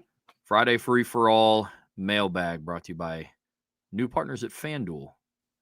Okay, here we go. Here's one about the running back room. We love talking running back room. That'll get you in a good mood. Play like a champ. How many players deep would your ideal running back rotation go? General answer for a team and also for the 25 roster. Sean, I know you got to run in a second. You want to take first crack at this before you run? I'm going to say I'm comfortable with 3 to 4, depending upon situation, right? I think Notre Dame is going to have 2 third down backs this year. I think Aeneas and Gibran can both deal with that. I think finding carries, and I think they want to find carries for Keidron in short yardage situations, right? And then your normal rotation will be the top 2 guys. And I think you can do it because the carries that went to Riley Leonard now get dispersed to the running backs. That's an extra 8 to 10 carries a game. Throws, but yeah. You know, I think 3 to 4 guys or 3 to 4 spots, shall I say. Yeah. I won't say how many guys can fill those different roles. Like I said, you can have Gibran and Aeneas take third downs on different series, and they're both getting reps. And then the top two guys are going to get what they get. And then short yardage situations, because you don't have Riley Leonard. Okay, here comes our big 240-yard back that we can use in these situations, goal line, and that gives Keidron Young some reps. So you can have 5 guys fulfilling 3 different roles. And, that's how you get your rotation. I'm very curious, Sean, if they do as much immediate third down going to a third down back as last year. Because part of the reason they did that last year is because you wanted to get a blocker in there for Riley. Because you were going to run a lot with Riley on 3rd and 4th down. Where now it's like you may keep Jeremiah Love on 3rd and 4. Yeah. 3rd and 8, 3rd and 7. I can see 4. I think you have 2 regulars in your base offense. I can live with a third down back, and I can live with a short yardage goal line back. That's about as far as you can go. As far as like your every down rotation. Sean, you got time for one more? Because there's one more question. I wanted to have you answer this one, and then I'm going to follow up, and it kind of goes back to Heather's point earlier. But Detroit Hunter said, is this the most loaded secondary in the country? Talent-wise, them, Ohio State, Texas, because Texas, from a recruiting standpoint, they've done really well, but they're really young this year, and they lost a lot. So I don't know if they – a big loss. Yeah. That's a bigger loss for them than losing Xavier Watts for Notre Dame, because I think Notre Dame's better suited to replace him. And who's going to be that quarterback on the back end, because I think they lost – Makuba's gone. Yeah. So – then they lose that other safety. No, that other safety's back. The Michael Taffy. 16 Taffy. Yeah. I think he's back. Outside of that, I'll be honest. I don't think they are as good, but Michigan, they don't have a Will Johnson this year. That's Michigan's problem. They don't have anybody. They don't have that guy. Yeah. They don't have that guy this year. Yeah. Alabama has a decent safety secondary room, but they're not as deep. What makes their name so good is they're so deep. And we both think the Georgia secondary is taking a step back the last couple of years. I actually think they'll be good at safety this year with KJ Bolden stepping in, and they've got some young talent there, but like they were real steady last year. They got to find a corner opposite Dalen Everett, because Daniel Harris is not it, in my opinion. He's not it at that position. I don't see anybody that's got the speed, the length, the depth, the athleticism, the production potential, and then the coaching. I don't. Yeah. Talent-wise, I would probably say Notre Dame, Ohio State, just pure talent on the roster. Yeah, and both of them have immediate needs at corner in the 2 deep. Devin Sanchez is going to be playing for them at corner, partly because of talent, partly because of need, because of their depth. But I actually think their secondary is going to be better this year than it was last year. I think that was one spot of their defense last year that I didn't think was as good as people thought it was. I think you saw that in the second half. You saw that again's Oregon in the first time they played too. Game. Yeah, because they torched them. Because they didn't have Evans. Tez didn't play that game, right? The second game, correct? No, Tez played. Evan didn't play. Okay, Evan Stewart didn't play. Yeah, but yeah, he torched Denzel Burke in the first game. But I think that was their weakness, and they just didn't really play anybody that could take advantage of it. They did step up and play well against Texas, but I think that had more to do with the line play and just not giving them time to throw. Yeah, but yeah. So, I don't think Georgia has. I think a lot of people assume Georgia has a lot of talent in the secondary. I think they have a couple really talented secondary players, but I think overall their talent's I like the safeties. KJ Bolden's going to be a really good player. Yeah. Having him, however, on the Nagurski Award watch list and not having a Don Schuler is an epic fail by the Nagurski staff. I'm sorry. You're going to have 4 Georgia players on that, only 2 Notre Dame players? Give me a break. Yeah. Give me a break. Because they played each other, and Georgia did not have the best defense on the field that day. Yeah. So, but anyway, it's another conversation for another day. So, anyway, thanks, Sean. Appreciate you, man. Talk to you. Well, we're going to keep rocking and rolling, Trev. So that we are. Yeah. So that we are. Are you up to the 108 mark yet? The play like a champ. Okay, keep rolling. All righty. Question in here from John A1. Marcus Freeman now says his evaluation of the quarterbacks is based on decision-making. In the past, he has always said it was about protecting the ball. Does this mean the same thing, or has he changed? That pretty much means the same thing. It's just with a veteran quarterback, it's going to be about protecting the ball. It's basically, what is your focus? For a veteran quarterback, it's like, dude, protect the ball. Don't take unnecessary chances for things like that. With quarterback, it's about, who's going to be a best decision maker. And the reason you want him to be a good decision maker is because you want to avoid the young guy mistake. So it's a different emphasis because of the lack of experience in this quarterback room compared to the one with Riley and the one with Sam. So that's why you're saying it differently. But the end result's the same thing. Take care of the ball. Get the ball where it needs to go. Get the ball to your playmakers, and then don't make the bad mistakes. And that's the stuff that you'll have to get to. But decision-making isn't just about protecting the ball. It's also about get the ball to your playmakers. If it's first and 10 and you got a easy access throw into the boundary and you can guarantee me 5-6 yards, take that. But sometimes you're going to know that, hey, I'm not going to take that because I got this matchup to the field that I really like. And so those are things that you look at and say, hey, man, this is something that you've got to be a good decision maker. And that includes a lot of different things. Whereas I think with Riley, the decision making was there for the most part. He had to learn the offense. It was don't same with Sam Hartman. Don't make those bad mistakes that can get you beat. Well, the other aspect too, part of decision making is also letting go of the football. Mm-hmm. Like, make the right decision, let it fly. And that was Riley. That was the biggest setback from Riley's game that I saw last year. Is people were open. And a lot of times you hear people, hey, sling it around, let it go. That doesn't mean throw it into double coverage. Right. That doesn't mean force the ball where it should. But if a guy is open, or in certain cases, like we saw with Jaden Greathouse, if you got one-on-one coverage, let it go.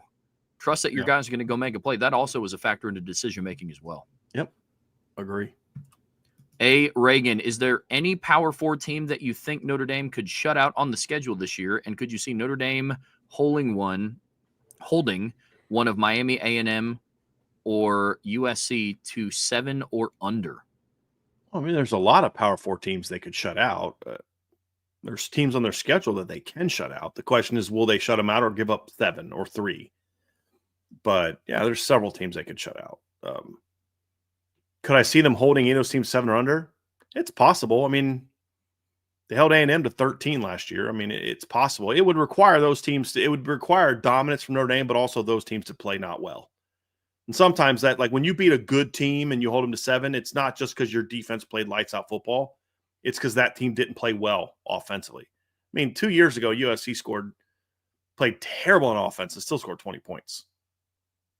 So yeah, shutting out a team is hard, man. I mean, Florida a good State team, was especially, yeah. Florida State was terrible last year. They still scored 3 in the first half. I mean, the thing is, they didn't even get there. It wasn't like the Purdue game where they got a score late in the game on the second team. They scored in the first half on the starting defense. But there's a lot of teams they could shut out, certainly. Just could you see it? Yeah, I could see it. I wouldn't predict it, and it's not likely that you hold one of those teams to 7. Yep. They're better teams than that, in my opinion. If you hold one of those teams to 7 points, you had a really good year. Yeah. A really good year. Super chat from Tyler Evans. Thank you, Tyler. Is there a revenge game this year you can't wait to watch? Mine is Bama versus Vanderbilt just because of Diego's comments in the offseason. Like, dude, I'm going to be absolutely 1,000% rooting for Alabama in that football game. Like, and the other one I'm looking, like, who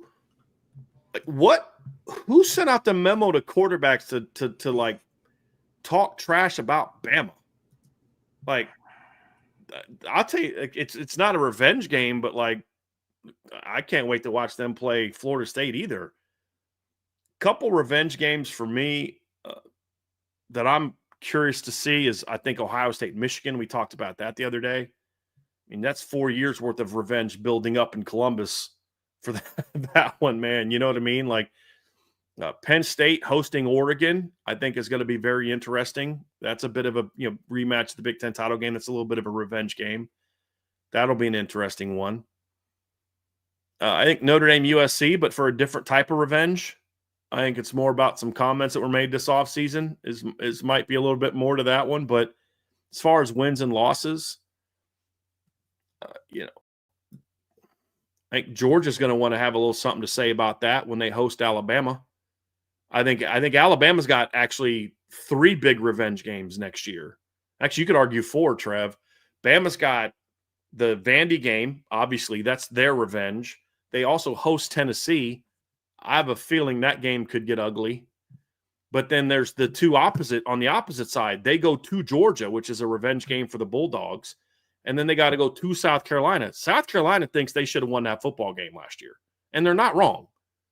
Now, Bama played poorly, and South Carolina still couldn't win it. They gave that game away, but they thought they should have won that game, and they actually should have. That's a bit of a revenge game also. That'll be an interesting one. But that Georgia-Bama game is going to be one to watch. But then how about Texas-Georgia? Texas got to go to Athens. You bet us our place. We're gonna pay you back and beat you at your place. I get like Oklahoma Notre Dame 2013 vibes, or when Notre Dame went into Norman in 2012 and beat them, and that next year Oklahoma came in with a little bit of a chip on their shoulder and smacked Notre Dame around a little bit. They tried to make Josh Atkins. Atkinson had a big play that they tried to make it close, but Oklahoma was going to win that game. So that's those are some that just kind of pop off the top of my head as far as some potential games like that. Yeah, for sure. I think the Notre Dame USC game is well in that conversation as well. Yeah. I mean, even for the play on the field. I mean, you got Xavier Watts running back a pick six and just you mean for like USC's revenge for USC? Oh yeah, I get that. Yeah. I mean, you got Xavier Watts running up the sideline, staring down USC players on his way to a pick six. Jeremiah Love goes on the RG3 podcast and starts talking about how he's trying to embarrass people because they were talking a lot of smack. It's rivalry. Yeah, I think that's definitely well within the list. And there's going to be some on Notre Dame side too. Like, hold on a second. Wait a minute. What's this? You finally have a coach that can recruit? Okay. Really? All right. We'll see how you play. You want to try to poach a bunch of our players because they tried to poach a bunch of Notre Dame players? All right, cool. So that game's going to have a whole there's going to be a little something on that rivalry this year, guys. Oh, yeah. I think the worst thing that could have happened for USC was that they did play Notre Dame tough last year because this team won't overlook them. I think the way that they overlooked them last year, and then with Chad and the comments he made, you're gonna have a little bit of a pissed off Marcus Freeman. And as we've seen in the past, pissed off Marcus Freeman usually doesn't go well for the opposing football team. Agreed. So yeah, agreed completely. Got 2 more super chats, Trev. Yep, super chat from Patrick Duffy. Thank you for the super chat. For all of you guys, what was your happiest Notre Dame moment? What's funny, Patrick, is my happiest Notre Dame moment was a week before my most crushing loss, because it was the 93 Florida State win. It's my happiest moment. And as a Notre Dame fan, obviously that they won the title in 88, and I remember some games from that year, but I was 10. I think you have a little bit of a different feeling about things when you're 10 than you do when you're 15. At least I did anyway, where I just was older and can feel a little bit more. But yeah, that 93 Florida State game is probably my happiest Notre Dame moment. That was a big one. And then the most recent was when they beat Georgia last year. I think that was Notre Dame's biggest win in a very long time. Very long time. Just all the Dragons that they slayed in one game. Just, yeah. It's just a little different because I was working for that game, but I'm still a Notre Dame fan. I don't hide that. That was, yeah. Yeah. Yeah, for me, it's Georgia, and there is not even a close second. Yeah. Because, yeah, you were -4 in 93, right? Mm-hmm. Yeah. Yep. Yeah, the Georgia game was awesome. Yeah, thanks for that, Patrick. Appreciate you. Super chat from Michael S. Thank you, Michael. Appreciate the super chat. Was the USC game premonition of Notre Dame's ineffective pass defense against Ohio State? Good against so-so offenses, not stellar against effective pass offenses. I don't think so. I think the reason that you struggled against USC and Ohio State were very different. against USC, they just had several blown coverages because they were trying to do some things they didn't normally do. That's not what hurt them against Ohio State. Ohio State just beat them in tough matchups. That's really what it boils down to. And the thing that Notre Dame couldn't do against Ohio State is they could get zero pressure on Will Howard, like no pressure on Will Howard. So no, I don't think it was a premonition. Just because you don't play well in one game doesn't mean that it's a given you're not going to play well in the next. Yeah. Yeah, I mean, people are very quick to forget that in the college football playoff semifinals, Notre Dame held Penn State's wide receivers to 0 receptions for 0. Yeah, and they weren't a great pass offense, but like Indiana was, and they shut down that pass offense. And those were legit receivers. Those are legit players at receiver. So, no, I don't think so. No, the biggest issue for Notre Dame in the Ohio State game was they couldn't stop the run. Ohio State rushed for 214 yards on them, and it's just you can make any pass offense look really good. And Ohio State does have a really, really good pass offense. You can make any pass offense look better when you can't stop the run at all. Yeah. It's the biggest issue. That's what Absolutely correct. Absolutely correct. All righty. Got another one in here from Ballpeen Shillelagh. I know that with Ash as defensive coordinator, we may see less blitzes, but what are your favorite blitz concepts?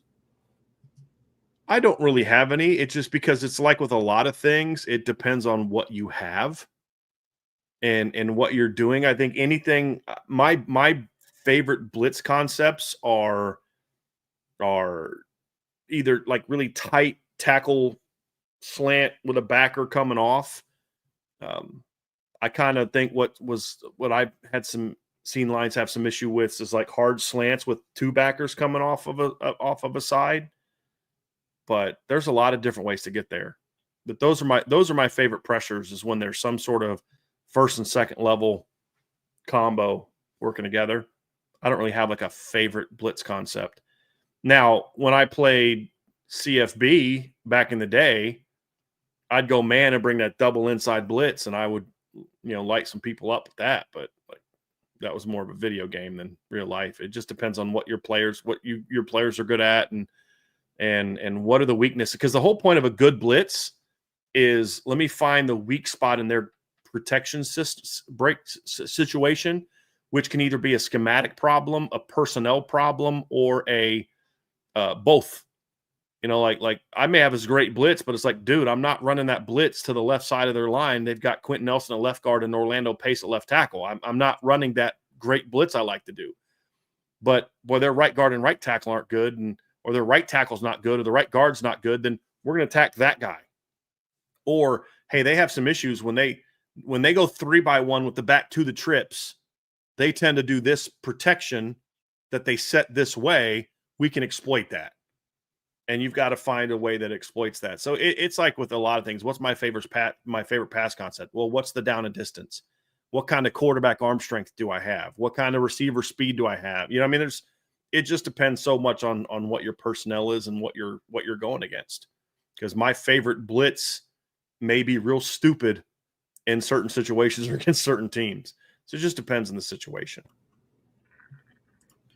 Coach Bent 574, which summer enrollee freshman do you see making the most immediate impact on offense, defense, and special teams? Offense is easy. It's James Flanagan. Because he's a summer enrollee. That's an easy one for me. Defense, I'd go Dallas Golden. And on special teams, I'm going to go Eric Schmidt because I think he's going to be the kickoff guy. But you could mention Dallas Golden there. You could mention Mark Zachary there. You could mention they don't have a lot of summer enrollees. That's the thing. I don't see Anthony Sacca or Josiah Kia making an impact. I don't think any of the, like on special teams, I don't think that any of the defensive linemen really are going to make a special teams or even a big defensive impact. So I'd probably say that's why I go Eric Schmidt, because I don't want to say Dallas Golden again, because I can see Dallas eventually being punt returner. So that's my answer. What say you, Trev? The same. I was going to mention Jadon Blair for defense, but I forgot the summer enrollee. Right, exactly. Yeah. That's why I didn't mention Matt Framo or Elijah Burris or anybody like that. Nolan James. It's the summer enrollees. Yep. The only other one that I'd even consider on offense is Will Black, because I think he's the only other summer enrollee. Yeah. Everybody else on offense was early. So there's more options on defense because you have Dallas Golden, you have Mark Zachary, you have Brandon Logan, you have Anthony Sacca, you have Josiah Kia, you have Chris Burgess, Joseph Reif, Gordy Solstead, and Dom Hulak, and Davion Dixon. So, no, Davion was actually an early enrollee. I forgot. He just didn't practice because he was injured. But, yeah, the other D linemen were summer enrollees. A lot more options there. Yep. Question from John A1. Which player on the roster that are buried on the depth chart have the talent to change their coach's view of them in fall camp? It's a good question. Cam Williams. Yep. It's a good one. Any running back that's not in the 2 deep is one that's capable of that. Gerby Lambert. I don't know that I'd call him buried in the depth chart, though, actually, because he's a number 2 right now. So I don't know that he would apply, Trev. I'm not sure if you what your thoughts are on that one. Armel Mukum, who I think right now is the number 5 D tackle. That's one. Logan Thomas, who right now is the 5th or 6th defensive end. Cole Mullins is a good one. You can jump in any that you think of, Trev, so I don't steal all the good ones. And then I think any of the freshman corners would be one that I would go to next. Yeah, I mean, I don't have any more to add. Buried on the depth chart, that because the issue is there's a lot of position groups that are going to have just deep rotations, so it's like I don't want to include that many people, or if any, from the safety room, because I think there's a good chance Notre Dame plays 5 of their safeties in some capacity this year at some spot. So I agree with that list. Super chat from Raymond Harton. Who does Christopher Burgess remind you of? Thanks. I think my comp for him last year, I believe, was Khalid Kareem. I'm pulling it up, but I think he's kind of outgrown that a little bit. So, who he really reminds me of, just looking at his body and his frame and stuff like that, and just it kind of feels like a lazy comp because it's so recent, but I look at him and I see a lot of Riley Mills when he was the same age, because Riley had like big arms and broad. I mean, Riley was big as a freshman. He was like 6'5", 275, 280 as a freshman. Riley Mills probably it's I hate using like recent examples because it just feels so kind of lazy, but I mean that's the best. It's really the best one I can come up with. I mean, I think it, and not just because I'm saying like I can't think of anything. I think that comp makes a lot of sense. I mean, they're both from Illinois. They're both from the Chicago area. They're both guys that were high school defensive ends that have a good shot at growing into really penetrating 3 techniques. I think Riley was a little bit more advanced than Christopher Burgess is. That would be the one thing that I would say that is a bit of a difference, would be that. Good deal. Got another super chat down here. Oops, yep. Sorry. Super chat from Swandong. What are your biggest questions after these last 2 practices? Offense, defense, position groups, specific players? None that I didn't have already coming into camp. I mean, to have something become a question in the first 2 days for a team like this, it'd have to be injury related. There's no questions that are going to come up that are going to be any deeper than what was already there before, unless there's an injury. I mean, I'm not going to see something with no pads on and be like, uh-oh, I'm concerned about that. Like if the secondary would have got torched in yesterday's practice, I'm like, all right, it's first day. I'd have said the same thing for them that I said about it's first day. You're going to get some good players. So nothing new. And I don't want to make up an answer just to answer it, Swan. So I'm not trying to dismiss your question, but it's just my mind. There's just the injury is the only thing that could create something in 2 days. That's a big question for me. same questions we had. What's the depth at tight end? Who's going to start at quarterback? Who's going to win the safety battle? That's where's the pass rush come from? That's it. I mean, those are the same questions I had going into fall camp. We did a show on that. Ballpeen Shillelagh, in a vacuum, would you prefer a number one wide receiver or a number one cornerback, and why? You want to take a crack at that, Trev? Yeah, this is honestly kind of an easy one for me. I would take a number one wide receiver. Oh, wow. Okay. It's easy for me too, but it ain't that. Go ahead. Explain. I think you can help out a number one cornerback. You can do different types of things on defense. I mean, you can move a safety over top. But look, I've watched Notre Dame's. I'm using this Notre Dame specific, but I've watched Notre Dame have number one cornerbacks year over year. But the issue always remains of they just didn't have a dominant, true number one wide receiver. It's been the one thing that's put them over the top. I feel like there are things that you can do to mask not having a Ben Morrison or a Leonard Moore or a Christian Gray at corner better than you can not having an elite number one wide receiver. Mm-hmm. I'm the opposite because I don't. Yes, there are a lot of. You're spot on. There's a lot of things you can do to protect the corner. I don't want to. I want to get a Leonard Moore, go out there because I've always felt this is something I've believed for a long time. It's the one thing that Brian Kelly and I always agreed on. I think scheme can make a good pass game more than scheme can make a great secondary. I think on defense in general, it's more so about what's your talent level than it is about what your scheme is. For example, you're not going to have a defensive equivalent to Mike Leach. Because for Mike Leach, the scheme could put players in position to be successful.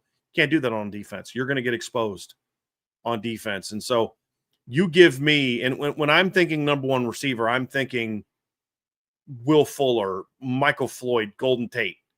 You give me like a bunch of good receivers with a good quarterback and an elite offensive line, I'm going to have a pretty darn good pass game. You know, but if I got to score 40 points every game because I can't stop anybody on the other side of the ball, I think you can do so much with a lockdown corner. And then I can find 4 or 5 really good athletes that maybe aren't elite receivers to go be successful with. That's just my take on it. But that's a good point too, Trev. We've seen Notre Dame with Julian Love and Benjamin Morrison and all that, and they still would lose 16 to 14 to Ohio State. I get that. I get that. Yeah, it's one of those questions where it's like I wouldn't be upset either way. You know what I mean? So I get it completely. Yeah, it's like who'd you rather have, Ronnie Stanley or Quentin Nelson? Like, okay, there's no wrong answer there. It's like it's a win either way. But you'll have one person have a reason for taking Ronnie Stanley and another person have a reason for taking Quentin Nelson. I do think my answer could change though if it was a number one wide receiver or a premier edge rusher. Yeah, I get that. Yeah. For the reasons per my rationale of taking a receiver over a number one corner. I think if you get a good pass rush, you can get away from not having like an elite corner, you know? Yeah. But Somebody in the chat just made a great point. Fighting Irish Mike said, we've seen Morrison hold Harrison to 3 for 33 and still 3 for 39 and still lose. I get that. But I would argue that Ohio State that year had a pretty darn good cornerback too, and Notre Dame couldn't throw on them. To Trev's point, if you had a number one receiver, maybe you could have made a lot of, make some plays. But I don't think that you need Michael Floyd to pass the ball against Ohio State. I just think you needed a quarterback more willing to take some shots, and they didn't even have number one or number two receivers at that point in time because Great House was still young and Faison hadn't emerged yet, and they're still trying to go with Jaden Thomas in the boundary and and just it wasn't a great situation. Yeah. Got another one in here from John A1. Who is the number one challenger to Absher at right guard? Could it be Peter Jones? No. It will either be Gerby Lambert or Christopher Tarrick, and I would probably say Gerby Lambert's got the better shot than Christopher Tarrick right now. Yeah. That'd be my answer. We are on the same page. A. Reagan, who has the craziest highlight tape since 2000? I think Trev knows the answer. His last name is the capital of Texas. Who would that be? Tavon Austin's famous highlight tape. Yeah, I mean, that highlight tape is ridiculous. Yeah. Absolutely ridiculous. It was fun. It was a fun watch. Do you have any, Brian? That's a good one. I mean, I'm since 2000. I mean, Reggie Bush's 05 season was pretty nuts. There's, LaMichael James at Oregon had a pretty nutty one, but I'd probably go Reggie Bush 05 was pretty ridiculous. That play against Fresno where he stops, bro. and then there's the one he puts it behind his back. Like Reggie was sick in 05. There's a highlight tape out there of Devin Hester's college, like basically return highlights. Mm-hmm. That is also a pretty nuts video. Was that in the 2000s? Man, yeah, it was, wasn't it? 04. Yeah. Yeah, I remember that was fun to watch. Oh, it was awesome. I'll send it to you after the show. Please do. I will. I'm always making you watch stuff. I made Trevor watch the 95 Fiesta Bowl between Nebraska and Florida. I didn't make them, but like, what I appreciate, it's like good watches. Cause like people Yeah. will send me football stuff to watch. Like, dude, you got to check this out. And I'm like, oh yeah. What am No, I that was watching right yeah. now. And Yep. Nebraska team was legit though. Oh, yeah. Yep. I think I texted you after I watched some of the game. I was like, I get it. Yeah. Yeah, I get it now. Yeah. Got another one in here from Broke Neck Boy. With Brian picking the correct championship teams from his last year's playoff bracket, you plan on having no SEC teams in the champion. He corrected it when he put this in, I remember. Okay. You plan on having no SEC teams in this championship as well. That'd be a false. If we're doing true false, that'd be a false. I haven't finalized my bracket yet, so there's always room to change. But I actually have an SEC team in my championship game this year. I have them losing, but I have an SEC team in my championship game. I do as well. Yeah. And I do We also don't have the same one, though. Correct? Okay. Correct. That's what I thought. Vanderbilt, baby. I'm just going to give mine away now. It's Oklahoma. No, it's definitely not. You guys caught me. You Kentucky's got me. about to go nuts. War Eagle, baby. War Eagle. No. But no, honestly, Broke Neck Boy, I will have an SEC team in my championship game this year. Yep. As of now. Again, that could change, but because I'm letting some things, there's some position battles at different schools that I want to see happen and injuries and all that. So I reserve the right to change mine because we're going to do this, I think, a week or two before the season starts. We're actually kind of a couple weeks away from our season predictions shows. But I have an SEC team as of right now. And it's been that way for a few weeks now. Same. Got one in here. I'll just say this. I hope I'm right. Hope I'm right about my title results this year. I'll just say that. Me too. Question from Play Like a Champ. What is your confidence level 1 through 10 that we ever see Jags, Gerby, and Will Black starting on the same offensive line? 0 right now. 1. Because as all I know through 2 days is I don't see any world where Joe Rudolph's going to give Anthony Knapp or give Will Black a shot to start at left tackle. I don't see him starting as a guard as a redshirt freshman. I don't see that. I think there's a chance that we could see Jags and Gerby starting next year, but with Will Black with them, then if Will Black takes over in a few years, if he even stays, I shouldn't say that because I just mean that in general, like with anybody. I don't want that to come across like I'm saying he's going to transfer because he's not playing. That's not what I mean by that. I just mean like in general nowadays, if kids don't start right away, some kids just don't want to stick around. Who knows? That's just more of a general statement. So please don't take that the wrong way. But assuming he stays, I think you can maybe see him starting in 3 years, but I don't know about those three together. I hope I'm wrong, but I do too. I mean, I think he's just dead set on Anthony Knapp playing left tackle. And I think it'd be easier to get those. Like I would love seeing an offensive line that has Jags, Gerby Lambert, Will Black, and Anthony Knapp in it. Like that would be nasty. Nasty. I just don't know that we'll ever get a chance to see that. Another facet too is I just want Jagasaw to stay healthy. That's right. I mean, this is back-to-back seasons where it's like, can't wait for the opener to see Charles Jagasaw. Yep. And here we are. Got to stay healthy for Yep. sure. Here's a good one from John A1. What's the number one thing Josh Burnham needs to work on and develop to take the next step as a player? Nuance. I think that's the big thing for Josh is just, this is a kid that's still relatively new to defensive end. I mean, but you're starting to get to that point where you can kind of consider yourself a veteran there. He played quarterback and middle linebacker in high school. It's just the the game plan for winning on the edge, if your first move doesn't get beat, learning to use his hands better and learning to use setup moves, set up a defender or set up a blocker to kind of go outside and then beat him inside, or give him a jab inside to then, get that angle around him. Just those instincts that we see from Boubacar, that we see from Kingston, that I don't think Josh has shown as a pass rusher, is an area where I wouldn't want to see him develop. If he does that, he's going to be lights out. Lights out. Because he was arguably their best run defender last year at end. Yeah. Yep, for sure. We got a super chat in here from Michael S. Why was Todd Light unproductive as a coach and recruiter after having a stellar playing career? I don't believe that's accurate. I don't think he was unproductive as a coach or a recruiter. I mean, I believe, let me go look up his coaching tenure, but I believe he's the guy that recruited Julian Love and Troy Pride. I think that alone kind of gives you a little something. But at the end of the day, let's just grant the premise of what you said. And again, I don't, because 15 to 19 is when he was here. So he coached Kavari and Cole Luke in 15. I thought they were a pretty good corner combo. Agreed. I thought he did a nice job with that 17 secondary, which young guys, Julian was a red shirt or true sophomore. Troy Pride was a true sophomore. That 18 secondary. I mean, he was a DB coach in 18 when they had a pretty darn good secondary in 2018. I mean, Notre Dame's secondary in 18 was pretty good.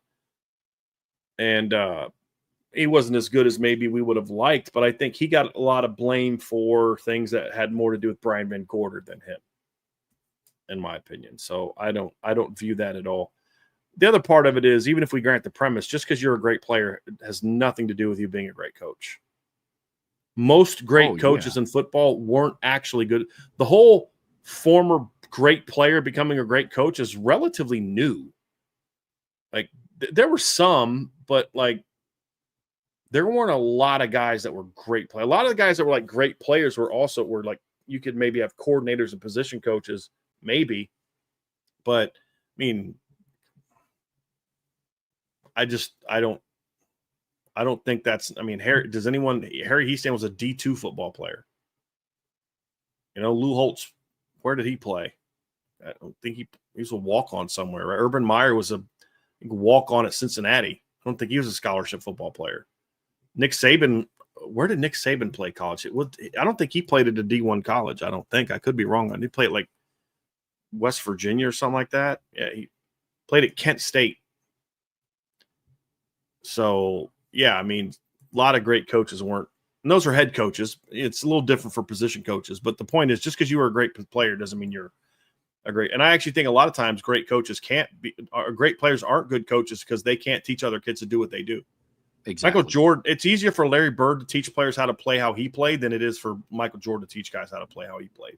Yep. Because you just can't ask guys to do what he did athletically. Mm-hmm. And where Larry Bird he could teach you to think and look for the passing lanes and all that kind of stuff. That's why Magic was a terrible coach and Michael was a terrible executive. Just because you were a great player doesn't mean you were going to be a great coach. But I just don't necessarily agree with the premise that Todd Light was unproductive as a coach and recruiter. I think he was solid. I'm not saying he was great either. I'm saying he was solid. Aiden Benami, on a scale of 1 through 10, how much is it an advantage to the program to have 20 or so early enrollees for the 2026 class? It's at an 8 for him, in my opinion, especially if Notre Dame makes another deep run. I think it's a 10. I think it's a 10. A lot of those guys won't be practicing much with you because of when school starts. Because when Madden and Jadon Blair and those guys enrolled, they were the super early enrollees. They were the guys that showed up basically in December. And the other enrollees didn't show up till the last game, and they weren't really part of that mix. But I think it's huge to have those guys go into the spring and get all that time, especially Notre Dame. I think it's huge just academically to go through a semester without having games and travel to worry about, where you got workouts and practice, but you're never leaving. You don't have games. You don't have all that. I think it's way easier for players to academically adjust at Notre Dame when they've got that extra spring. But I just think it's great to have the competition in the spring. It's great to have the battles. It's great to,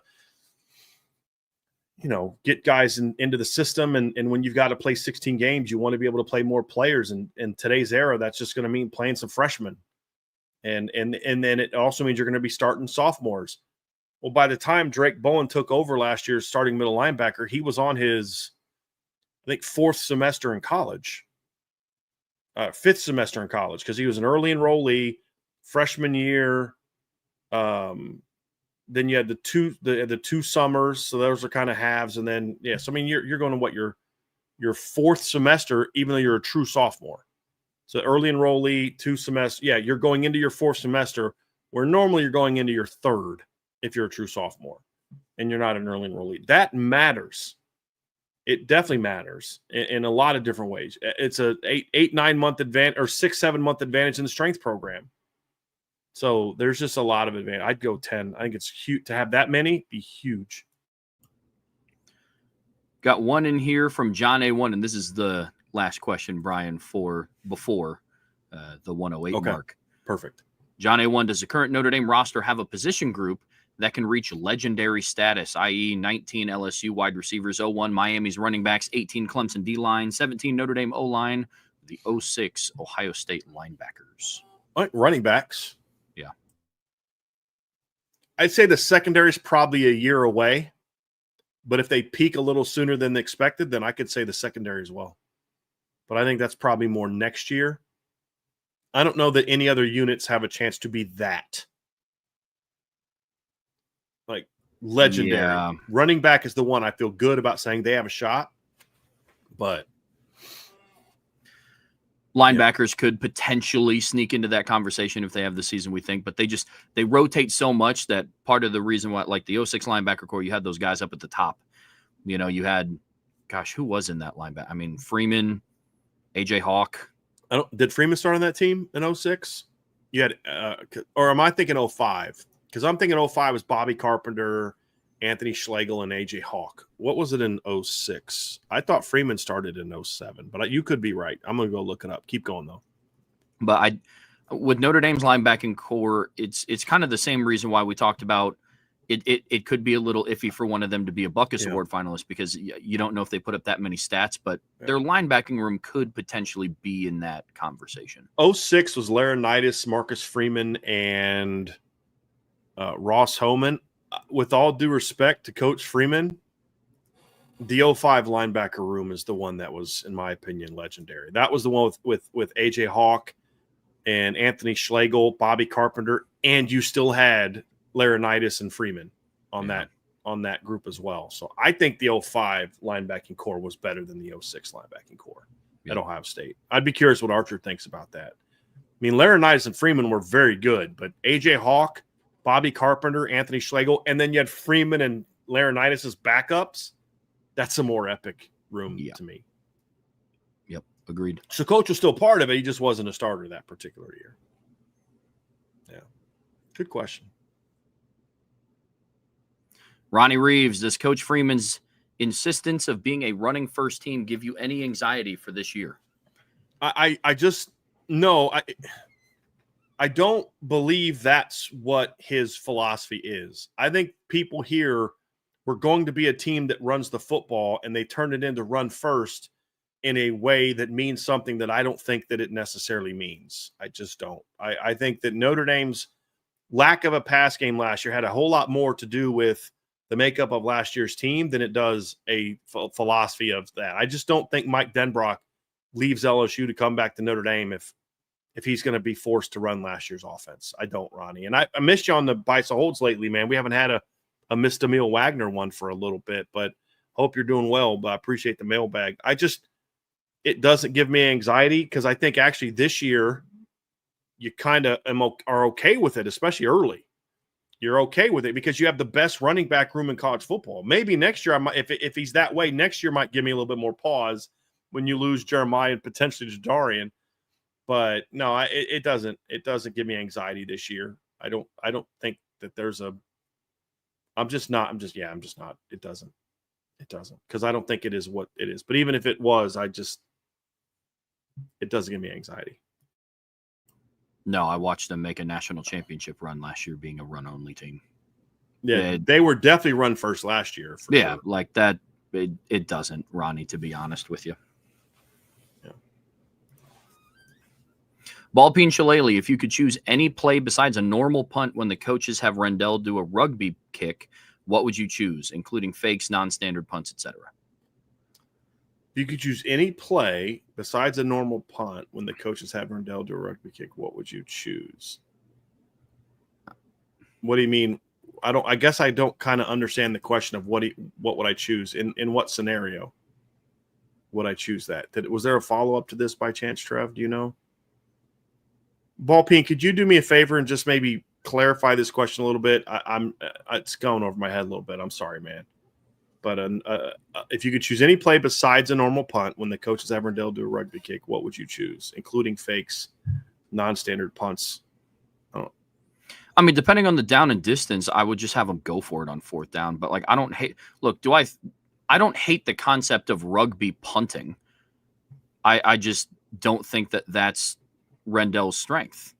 I mean, but if I'm pigeonholed to this question and I can't just say do a normal punt, then I guess by default, I would, depending on down and distance, I would just say go for it on offense, depending on where you're at on the field. I mean, if it's 4th and 15, I guess I would just rather him rugby punt, but I don't hate it enough to, I don't even know what another style of punting is besides that. I think Marty Biaggi had some pretty cool fakes last year in the punt game. Yeah. They were very creative in that regard last year. Agreed. Somebody said fumble Ruski is the correct answer. I don't even think that's illegal anymore. I really don't think that that's legal. Yeah. So I got to send you the clip of I think it was Oklahoma, Nebraska ran a fumble Ruski, which was awesome. Berto 21-21, when asked in the offseason, Marcus Freeman was still having pain from losing the national championship. Given what you saw yesterday, did you see or feel the hunger intensity to eradicate those concerns? Are they hungry? I mean, I won't know the answer to that till we get into practice 15, 16, 17 at the earliest, and then it's really about games. But Berto, what I love about this question is this goes back to what we talked about during the practice recap. The fact that we're sitting here in day 2 and they are just hammering the players about details is exactly what you'd expect of a coaching staff that says, we're not going to let that happen to us again. We're not going to make those mistakes. We're not going to miss those easy opportunities. We're not going to have a guard pull around and not log outside and lead into the secondary that gets Jadarian Price in space where it's him versus safety and nothing else between him and the end zone, which is a matchup he wins 10 times out of 10. We're not going to make those mistakes again. We're going to be so obsessed over doing it right and doing it a certain way with a certain intensity that you can't beat us because then it becomes about talent. If we can out coach it, out fundamental you and out tough you, then it comes down to, if you're going to beat us, you're going to have to beat us with your talent. And that's not happening. So I think actually what we're seeing from the staff so far is exactly a result of what we're talking about. We are going to get there again. And this time we're going to win it. Just a hyper obsession with it. As a Broncos fan, I kind of remember how Denver felt in 96 when I think they were the number 1 seed in the AFC and they had that huge upset to the Jaguars in the playoffs.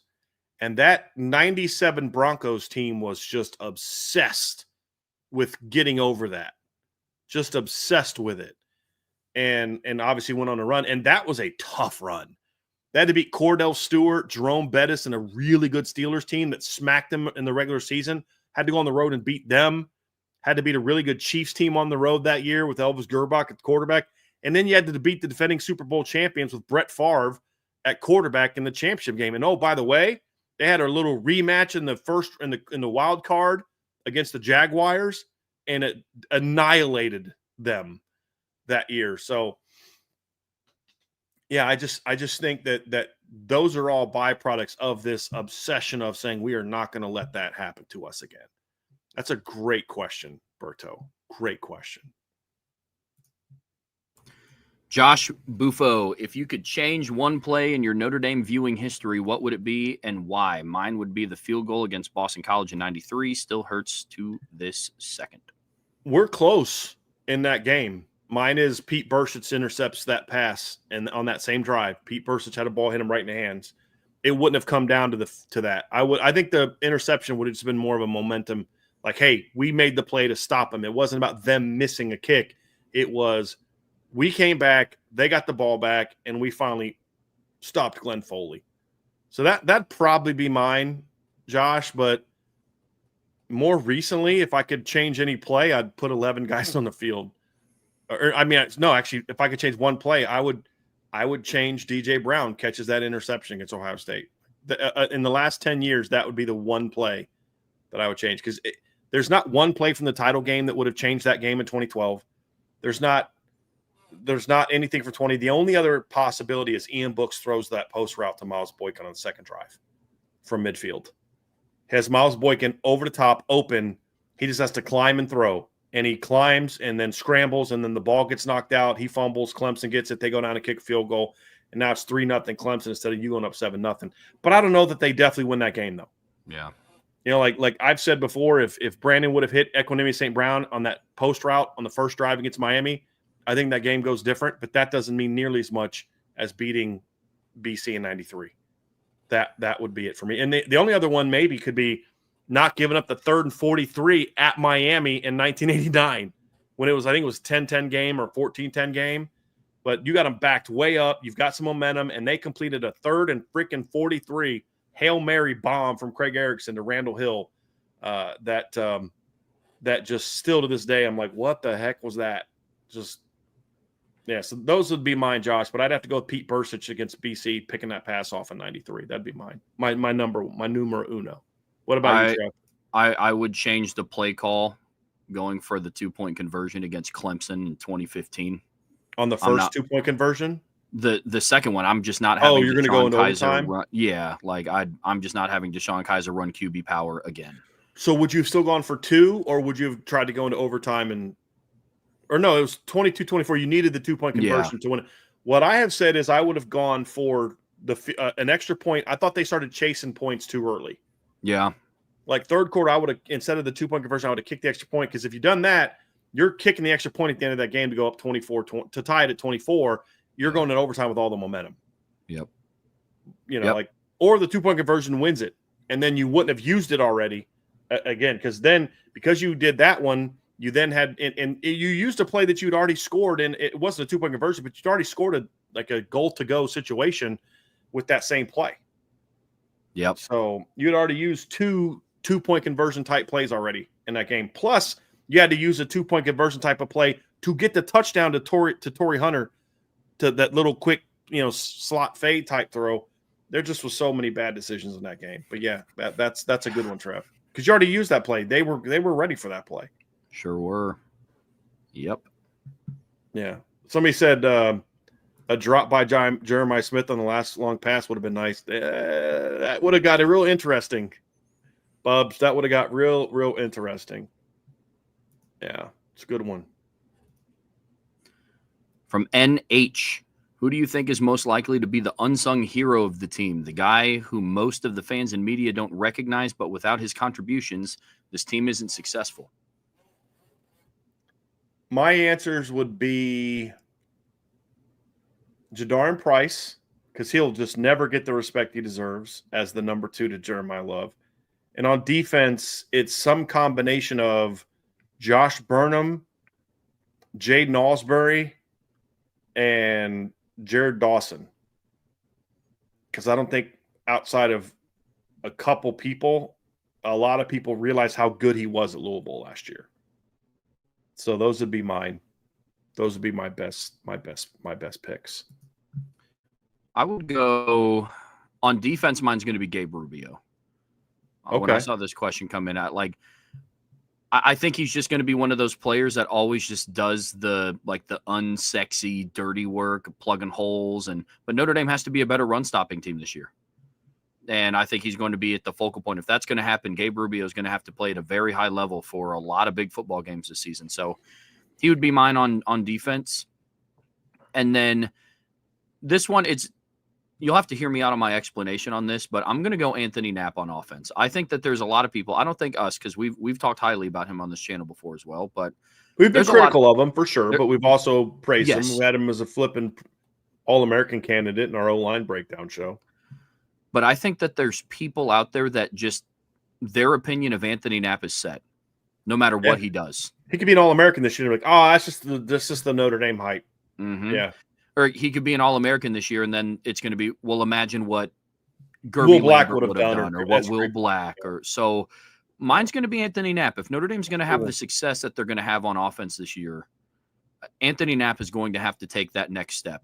And I don't think he's going to get the credit he deserves if he does that. That's fair. That's fair. Crash this train. Recruiting game, steal or settle. Would you label the 4 quarterbacks, 2 on campus and 2 verbally committed, as a steal or a settle for Notre Dame? So I think we're going CJ Carr, Blake Hebert is the 2 on campus, and then we're going to go Noel Grubbs and Teddy Gerard on the other side. I think they're all steals. Yeah. And the reason I say it, I mean, I think you literally stole Blake Hebert from Clemson. I mean, that's the most obvious one. You stole him, but yeah, I think they got on Teddy Gerard before he blew up. And I'd count that one as a steal. Obviously, CJ was a huge steal, getting him away from Michigan, big time player. So the only one depending on how you define steal, I don't know that Noah Grubbs would be defined as a steal. I think he's a good player. I don't think he's as good as the other guys quite necessarily yet. And I don't know that they stole him. I just think they kind of got on him, and they were the top team for him for a while. So that's kind of, I would go there. But I think if you're talking about good player or not, I'd say they're all steals. I don't think they settled for any of those guys. I don't. Like, there were some other quarterbacks that were interested in Notre Dame when Deuce decommitted, and they were locked into Blake Hebert. So I don't think they settled on him. And I'll tell you this. There were some people on the coaching staff that wanted Blake Hebert over Deuce Knight. Not all, but there were some. Deuce Knight was not the consensus pick at quarterback. That was more of like that. Chad, I think, was the big driver for that. And I think Marcus Freeman liked Deuce a lot too. I don't know that all the offensive coaches were dead set that Deuce was the best fit for the offense. There was not a lot of discussion when Deuce left who they wanted, who they thought was the best option. It just was whether or not you could flip them or not. Garland Doxy. I noticed that some players are wearing more game-like jerseys in practice, but some still have those loose fit ones. Wonder why. It's not their choice. It's just some of the practice jerseys are newer and some of them are jankier. And if you look at it, a lot of the loose fit ones are more of the whites on defense. It's more linemen. So I think they're given the jerseys that they are given. Yep. Derek Rosenden, what are your thoughts on Osani Gales? He's from Northern California, but will be playing for IMG this year. I believe his dad played at Stanford.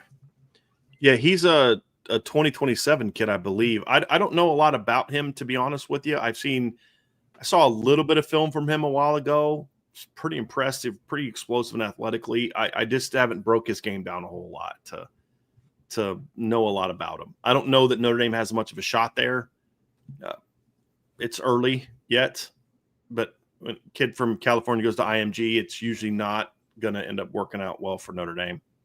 But things are different in Notre Dame now. We'll see what kind of season they have. But yeah, I remember being pretty explosive athletically, like shifty, also has speed, great ball skills. I can't tell you that I've done much more of a breakdown than like watching a couple minutes of his highlight. So I wouldn't like take that to the bank as like a expert analysis. It's been a while. It's been since they offered him, like, I think it was like back in March, I think is when I actually watched his film. So I don't have much more than that. I'm sorry, man. Connor Grant, Do we need elevated quarterback play to be better than last year? Can we be a title contender with a game manager similar to the early Saban Alabama teams? Can they win the title this year with a guy like Greg McElroy at quarterback? Maybe. It'd be harder. I still say the primary reason that Alabama won the title they won is not because they had a game manager quarterback. It's because Colt McCoy got hurt. Look, they went up 6-0 with a field goal, second field goal. They had 2 scoring drives before Bama scored, and Colt got hurt on that second scoring drive. I don't know that Bama team is stopping Texas enough to win that game if Colt doesn't get hurt.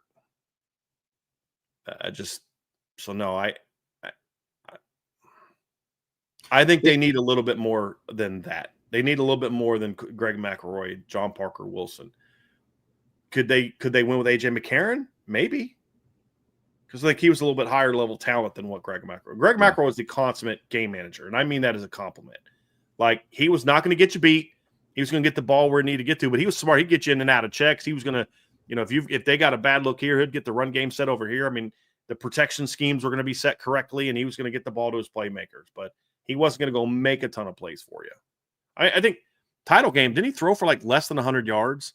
It was funny, Trev. I'm pretty confident of this, but it was that some SEC fan had made a comment about somebody said something about Colt McCoy, and he said something like, Colt McCoy being known for getting outplayed by Greg McElroy. And I was like, Greg McElroy went 6 of 11 for 58 yards in that game. And Colt McCoy got hurt. What are you talking about? I tell you, man, people just like to pull stuff out of their what sometimes. I think people just like to remember games how they remembered it. Yeah. Not how it happened. Do you remember what happened on the first drive of that game? Oh, yeah. People have some really wild takes, man. Yep. They throw a pick. What was it, their kicker, their punter? Threw a pick on the first drive. Texas goes down and gets a field goal. And, I don't know. I just swear, man, sometimes people, they remember what they want to remember. 100%. So it's like remembering whose wide receiver core was better this past Orange Bowl. Yeah, it's a good point. People remember stuff how they want to remember it. It's a good point. I love the Penn State shade right there. That's so great. NH, what non-Notre Dame, non-quarterback player are you most excited to see this season? Non-Notre Dame, non-quarterback. I got to tell you, I'm really looking forward to seeing what kind of player Dylan Stewart's going to be at South Carolina this year. He's going to be a fun player to watch. I think he's got a chance to be a really, really special player for them this season. I think Ryan Williams in year 2 of the Kalen DeBoer era is going to be fun to watch. And now he's got a big guy on the opposite side to take some of that pressure off. And Isaiah Horton, I think Ryan Williams got a lot of heat late last year for his lack of production. That I think people are blaming him for things that had nothing to do with him. I think he's got a little bit of a chip on his shoulder going into the season. So, And let's not forget, this should be his freshman year. Mm-hmm. He was supposed to be a senior in high school last year, folks. So he reclassified. So I think Ryan Williams is going to be really dominant this year. I really do. Yep, that was mine. I agree completely. Yeah. Tommy Guns, what kind of the biggest surprise for you? Or what was kind of the biggest surprise for you from yesterday? I don't know that I really had much. I'll tell you, this is going to sound super lame. I think the biggest surprise for me was probably I didn't realize Marcelo Diamedi's leg was that strong. As a field goal. I didn't know he had that kind of a strong leg. Outside of that,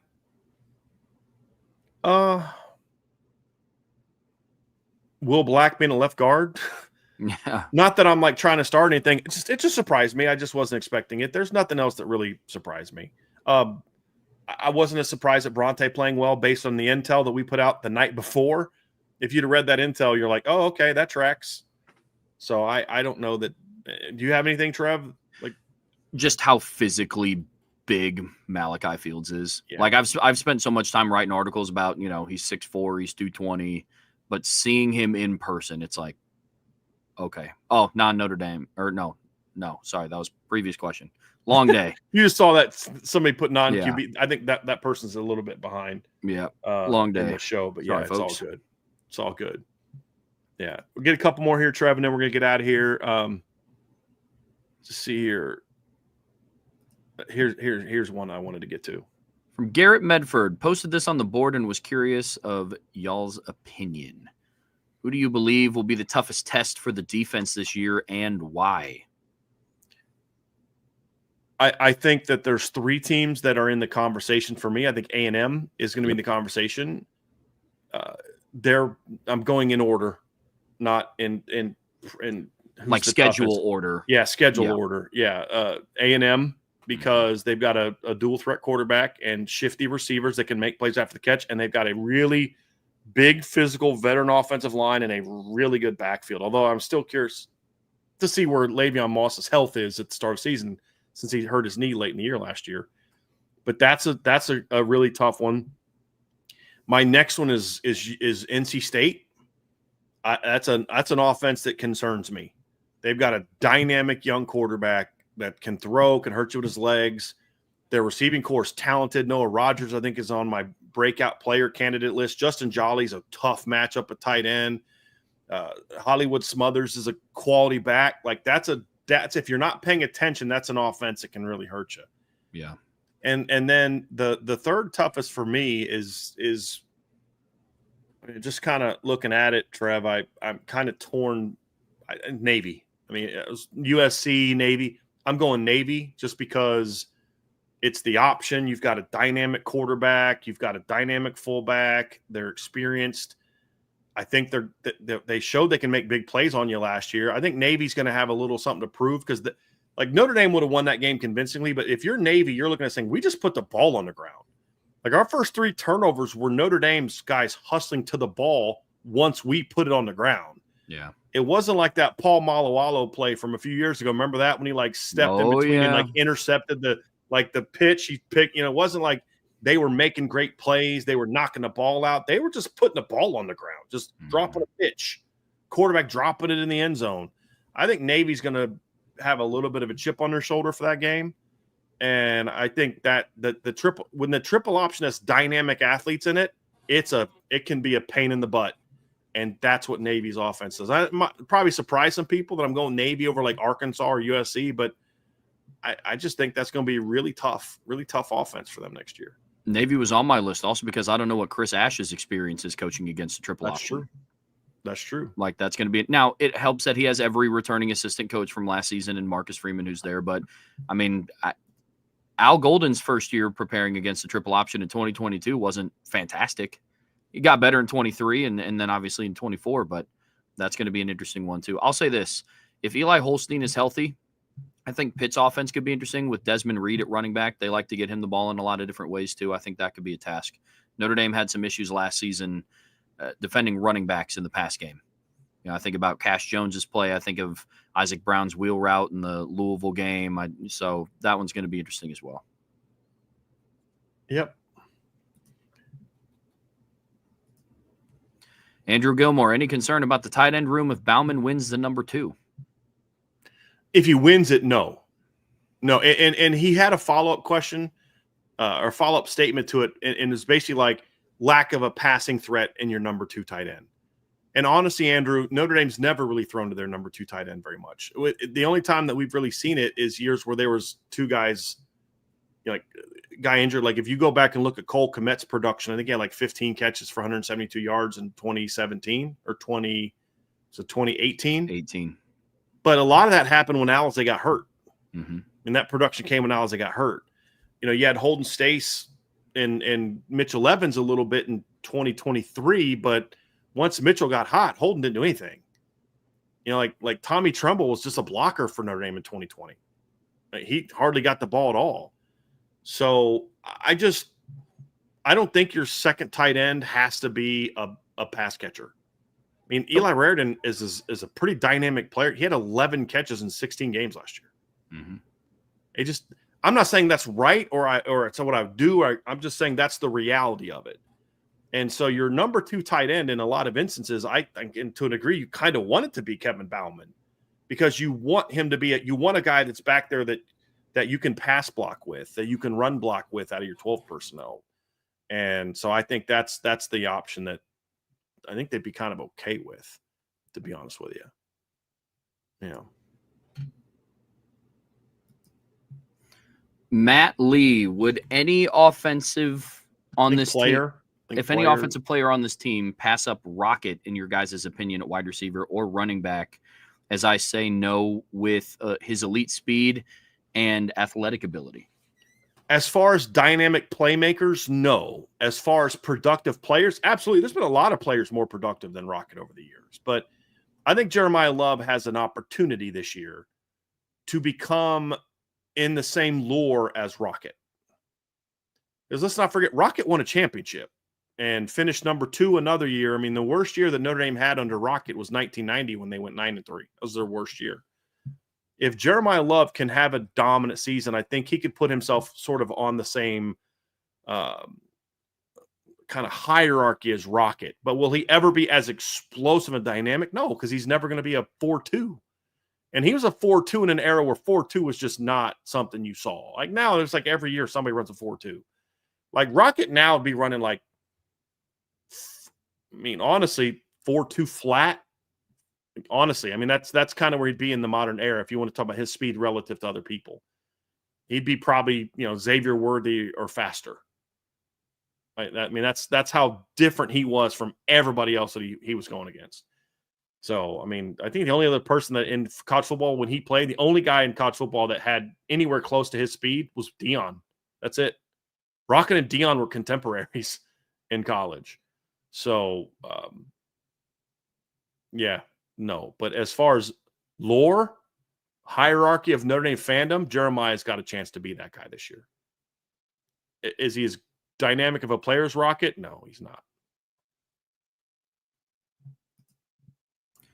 Ant VR, do you feel like Rudolph sees Knapp as a way to show how good of a coach he is by turning a lower-ranked, atypical-sized offensive lineman into a high-caliber left tackle? I don't think it's that. So to understand why he loves Anthony Knapp so much, and I do think he has a view of Anthony Knapp that I don't know that I necessarily think is correct, but he has been in love with Anthony Knapp since he was at Virginia Tech, and he had Anthony Knapp at a camp, and he had great testing numbers, was phenomenal. So when he came to Notre Dame, that he immediately went after Anthony Knapp.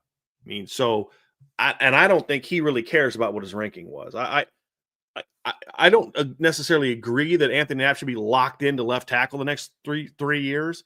I think Anthony Knapp needs to be locked in somewhere. Like just so people are clear, he needs to start for Notre Dame. The only debate is where does he fit amongst your best 5? Today, right now, August 1st, it's left tackle. Will that be the case in the middle of the season? Will that be the case in 2026? That's up for debate. I just think he has an opinion of who Anthony Knapp is as a player that is just maybe different from some other people.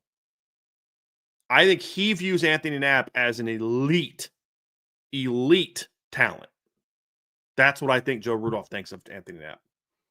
We can agree to disagree, but I don't think it comes down to him trying to turn a lower ranked guy. I think he's dead. I think he is locked on to his evaluation of Anthony Knapp.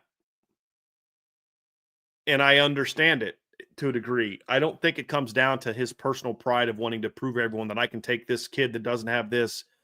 I can take this Rudy type of O-line figure that's not tall enough, not athletic enough, not this, and I'm going to turn him into the next Zach Martin. I don't think it's that. I think he thinks that he is the next Zach Martin talent-wise. That's what I think he thinks. I think he thinks this is an elite talent, and people just need to be patient because this kid's going to be a stud. I think that's what's going through his head. And I don't disagree with him. I gave him a 4.5-star upside grade. I just don't know that tackles where is his best spot. That's the only debate for Anthony Knapp is where should he start? It's the only debate right now for me. He proved that to me last year. As a run blocker alone, he proved to me he needs to be a starter at Notre Dame right now. I just think the only debate is should he have Should he have moved inside or should Charles Jagusah have moved inside for me? Well, once that decision was made, all right, cool. But then if Will Black proves himself to be as good as we think he is, are you willing to move Anthony Knapp inside somewhere else?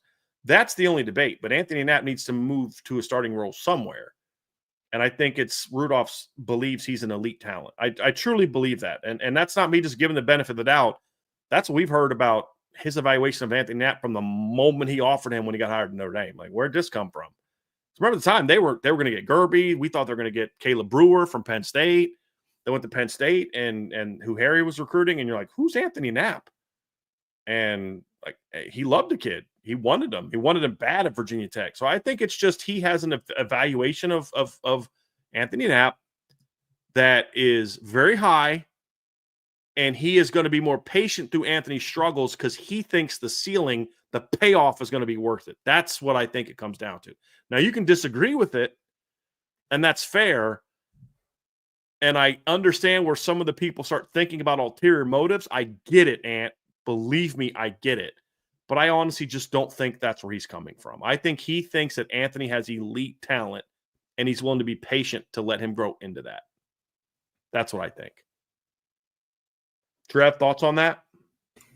There's just not much more for me to add. I agree. I mean, I do think Anthony Knapp could be an elite talent, just not at the position that he's at. Right. And that's something that we've been saying for quite some time. I think he could be a really good left tackle. I just don't know that it's a given that he'll be their best left tackle. Mm-hmm. You know what I mean? Like, if Joe Alt, Junior Joe Alt, and Junior Zach Martin are on the same team, are you going to tell me that Zach Martin's the best left tackle on that team? He might be your best offensive lineman. I don't think he's your best left tackle. Mm-hmm.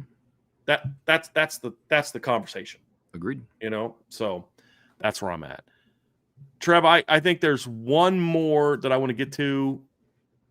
This one, and then I'm going to read it. I want to get your opinion on it, and then we'll end on that one. So Andrew Gilmore says, "Who's going to have the better season?" And I think that I'd be curious to kind of get your thoughts on. I know there's some I've seen some Heisman odds from some different places for these two, but Andrew Gilmore asks, who's going to have a better season? Kenny Minchie, CJ Carr, the winner of that battle, or Julian Sain from Ohio State? Heisman odds is interesting because right now CJ Carr has higher odds to win the Heisman Trophy than Jeremiah Love. I thought that was interesting on FanDuel. Yeah. So you can check it out on FanDuel. CJ Carr is plus 3,100 odds to win the Heisman. Jeremiah Love's at plus 4,000 right now. Wow. And so I thought that was a pretty interesting twist. Maybe FanDuel knows something about Notre Dame depth chart that we don't. Trev said sarcastically, but it is an interesting question around the Heisman Trophy conversation. Now, when it comes down to who's going to have a better season, what are we talking about here? Because production, I think naturally by the system that Julian Sain is going to be playing in, their former wide receiver coach that brought in all of these guys is now the offensive coordinator. But I go and I look, and I think Julian Sain is going to put up better numbers because he has the recipe to. I think that Julian Sain is going to put up more numbers because he's going to have to. But it's just the offense he plays in, too. I mean, that offense is going to throw for a lot of yards. It's yeah. The way it is. Yeah, absolutely. Agree with that. But I like Notre Dame's running back room better than I like Ohio State's running back room. I think that CJ Carr – now, if we're talking about better season – I think CJ Carr, Kenny Minchie has the opportunity to lead Notre Dame as a team farther than what Julian Sain has to. And I'm not talking about by much. I'm not saying Notre Dame could make it to the national championship game and Ohio State misses the playoffs. I'm simply saying that I think in the postseason, one of Minchie or Carr will lead Notre Dame farther than what Julian Sain will at Ohio State. So it depends on what you want to quantify as a better season. Statistically, I think it's Julian Sain. As far as what it means for the team, I think it's Minchie or Carr. And that's not a knock on Julian Sain. There's just a lot more working right now for Notre Dame than Ohio State. And it's not by much, but Notre Dame didn't have to replace both coordinators and the majority of their starters on defense and get an entirely new running back room outside of James Peoples, and also replace both of their offensive tackles. There's just stuff working against Julian Sain this year. I think Julian Sain's going to have better passing numbers, yards wise. We'll see touchdowns wise. Still there probably because of the nature of the offense. I think CJ Carr will be the better player, and that's how I felt coming out of high school too. I think I had CJ Carr as a 5-star, top 25 guy. Julian Sain as a top 50 to 75 player. Yep. Both outstanding talents. But as you know, more yards doesn't always make you the better player. Oh, agreed. And I don't think he was. I'm not implying that you thought that, Trev. That's just my kind of my take. I would be a little surprised if CJ has better, because I also think Julian's going to run more than CJ. Julian's a pretty good athlete. He's a good scrambler. I always called him, he's a gunslinger. That's what I called Julian coming out of high school. Like he was a little bit of a street baller, and I kind of like that. And I wonder if they're going to allow him to do that at Ohio State, or if they're going to try to kind of force him into being more of a pocket guy, which is what Ryan Day has kind of liked, and more so in recent years. He'll get away with a guy like a Justin Fields, but he tends to prefer the sit in the pocket, go through reads, get the ball out kind of guys. Mm-hmm. But look, Tommy Rees, and to answer a question, Tommy Rees, they could have got Julian Sain if they wanted him. But Tommy Rees liked CJ Carr more. And I agreed with him then, and I agree with him now. You were in a you were in a win-win. Both guys would have been great pickups, but CJ to me was the better prospect. Yeah. And they're both outstanding players. So I think CJ Carr will be the better player. I think that Julian Sain will be a little bit more statistically productive. I think they're both going to have really good redshirt freshman seasons. Oh, yeah. I like both of them. I think they're both going to be really good players. It's picking between two really good football players, in my opinion. It's not, Julian Sain's overrated. He's not that good. I thought he was overrated because people had him like a top 10 player, but overrated in that regard. I have him more of a top 50-ish to 75-ish type of player. He's still really good. And I think we're seeing this new wave of young quarterbacks that's going to make this season really exciting. And I think these two kids, the winner of the Notre Dame battle and then Julian Sain, I think are going to be part of that. There's a lot of really talented young quarterbacks and first-year starters that I think are going to be a lot of fun to watch. Yeah. A lot of fun to watch. That 2024 recruiting class is going to have a lot of starters in college football this year.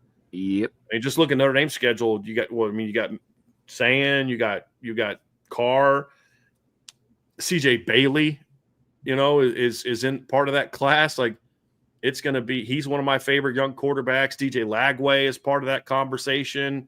Michael Van Buren is taking a redshirt year at LSU, and then he'll take over the starting job next year. He was a very productive freshman last year for Mississippi State. This is a fun quarterback class, and it's going to make its presence felt in college football this year. I just happen to think that Notre Dame got arguably the best of that group. That's just kind of my opinion of it. We'll see. We'll see this year. Dylan Raiola is part of that class. Mm-hmm. It's another one. It's a very talented class. Very talented class. And I think it's one of the reasons I'm really looking forward to this season, Trevor's, because there's going to be some fresh blood at the quarterback position. Yep. I'm looking forward to it. Like we said at the start of the show. Yeah. There's football this. Insured by Big said, BD, we pray that he can redshirt. Don't jinx us. Because if he doesn't redshirt, that means something happened to Garrett. Look, if you have to play, if Garrett Nussmeier gets hurt and you have to play Michael Van Buren, my dude, seriously, you're going to be fine. Be just fine. I like Michael Van Buren a lot. I think he's a playmaker. I don't know if he can thrive in Brian Kelly's offense, but I just because he tends to like a little bit more structure. But because I don't think Brian Kelly's the one that liked Jaden Daniels. I think that was more like Mike Denbrock, But if he lets him be himself, I think you'll be just fine with Michael Van Buren. Michael Van Buren. He's a talented kid. I love that I love that 2024 quarterback class. Love it. Luke Kromenhoek, where'd he transfer to? He's going to start somewhere this year. Where'd he transfer to? He's part of that class too. Kid from Florida State from last year. Yeah. It's going to be a fun year. Mississippi State. He replaced Michael Van Buren at Mississippi State. So I'm looking forward to seeing that class ball out this year. It's going to be fun. Yeah, absolutely. Well, all right, folks, that's going to do it for our Friday Free-For-All Mailbag. Really good questions today, guys. Brian and some of the crew will be back, I believe, tomorrow because there's another practice tomorrow that they're going to see. Yep. Most likely, it just depends on how much we get to see, honestly. Yeah, we'll see. I get you. Well, regardless, Irish Breakdown is going to be back on Monday for RTCF, and then we are going to continue with some more off-season content for you guys. I'll be back with the gang on Tuesday. We got conference predictions the next couple weeks. We've got some who the top offenses and defenses conversations coming up. We're going to have our All-American teams. We're going to have our final Notre Dame. We'll do this before fall camp starts. We're going to do our final ranking of the Notre Dame positions we said we would do. We're going to do that. And then, of course, we're going to do our Notre Dame season prediction. We're going to go game by game, predict our outcome for the season. And then, of course, we're going to have our college football playoff show. We're probably going to do those together. I'm thinking through it. I actually think it might be smart to do those together. We'll see. Okay. We'll see. Okay. But it's going to be a lot of fun. A lot of fun here these next few days. And then to answer a question, Elijah Golden doesn't commit until next Saturday. So you got some time. A lot of football between now and then. Sure is, but not enough time because we have a lot of off-season content coming your way. Yes. There is college football this month. There is a light at the end of the tunnel. A lot of college football this month. There sure is. Love it. There sure is. Before you guys head out of here, please be sure to hit that like button, hit that subscribe button, hit that notification bell, share this podcast with your friends and your family. Anybody that you know loves Notre Dame college football as much as you do. Whatever streaming platform you listen to us on, we would greatly appreciate a 5-star review. But as always, the best way to support what we do here is subscribe to the premium message boards at boards.irishbreakdown.com. So until next time, that's Brian. I'm Trevor. We'll see you back here very soon on the Irish Breakdown Podcast.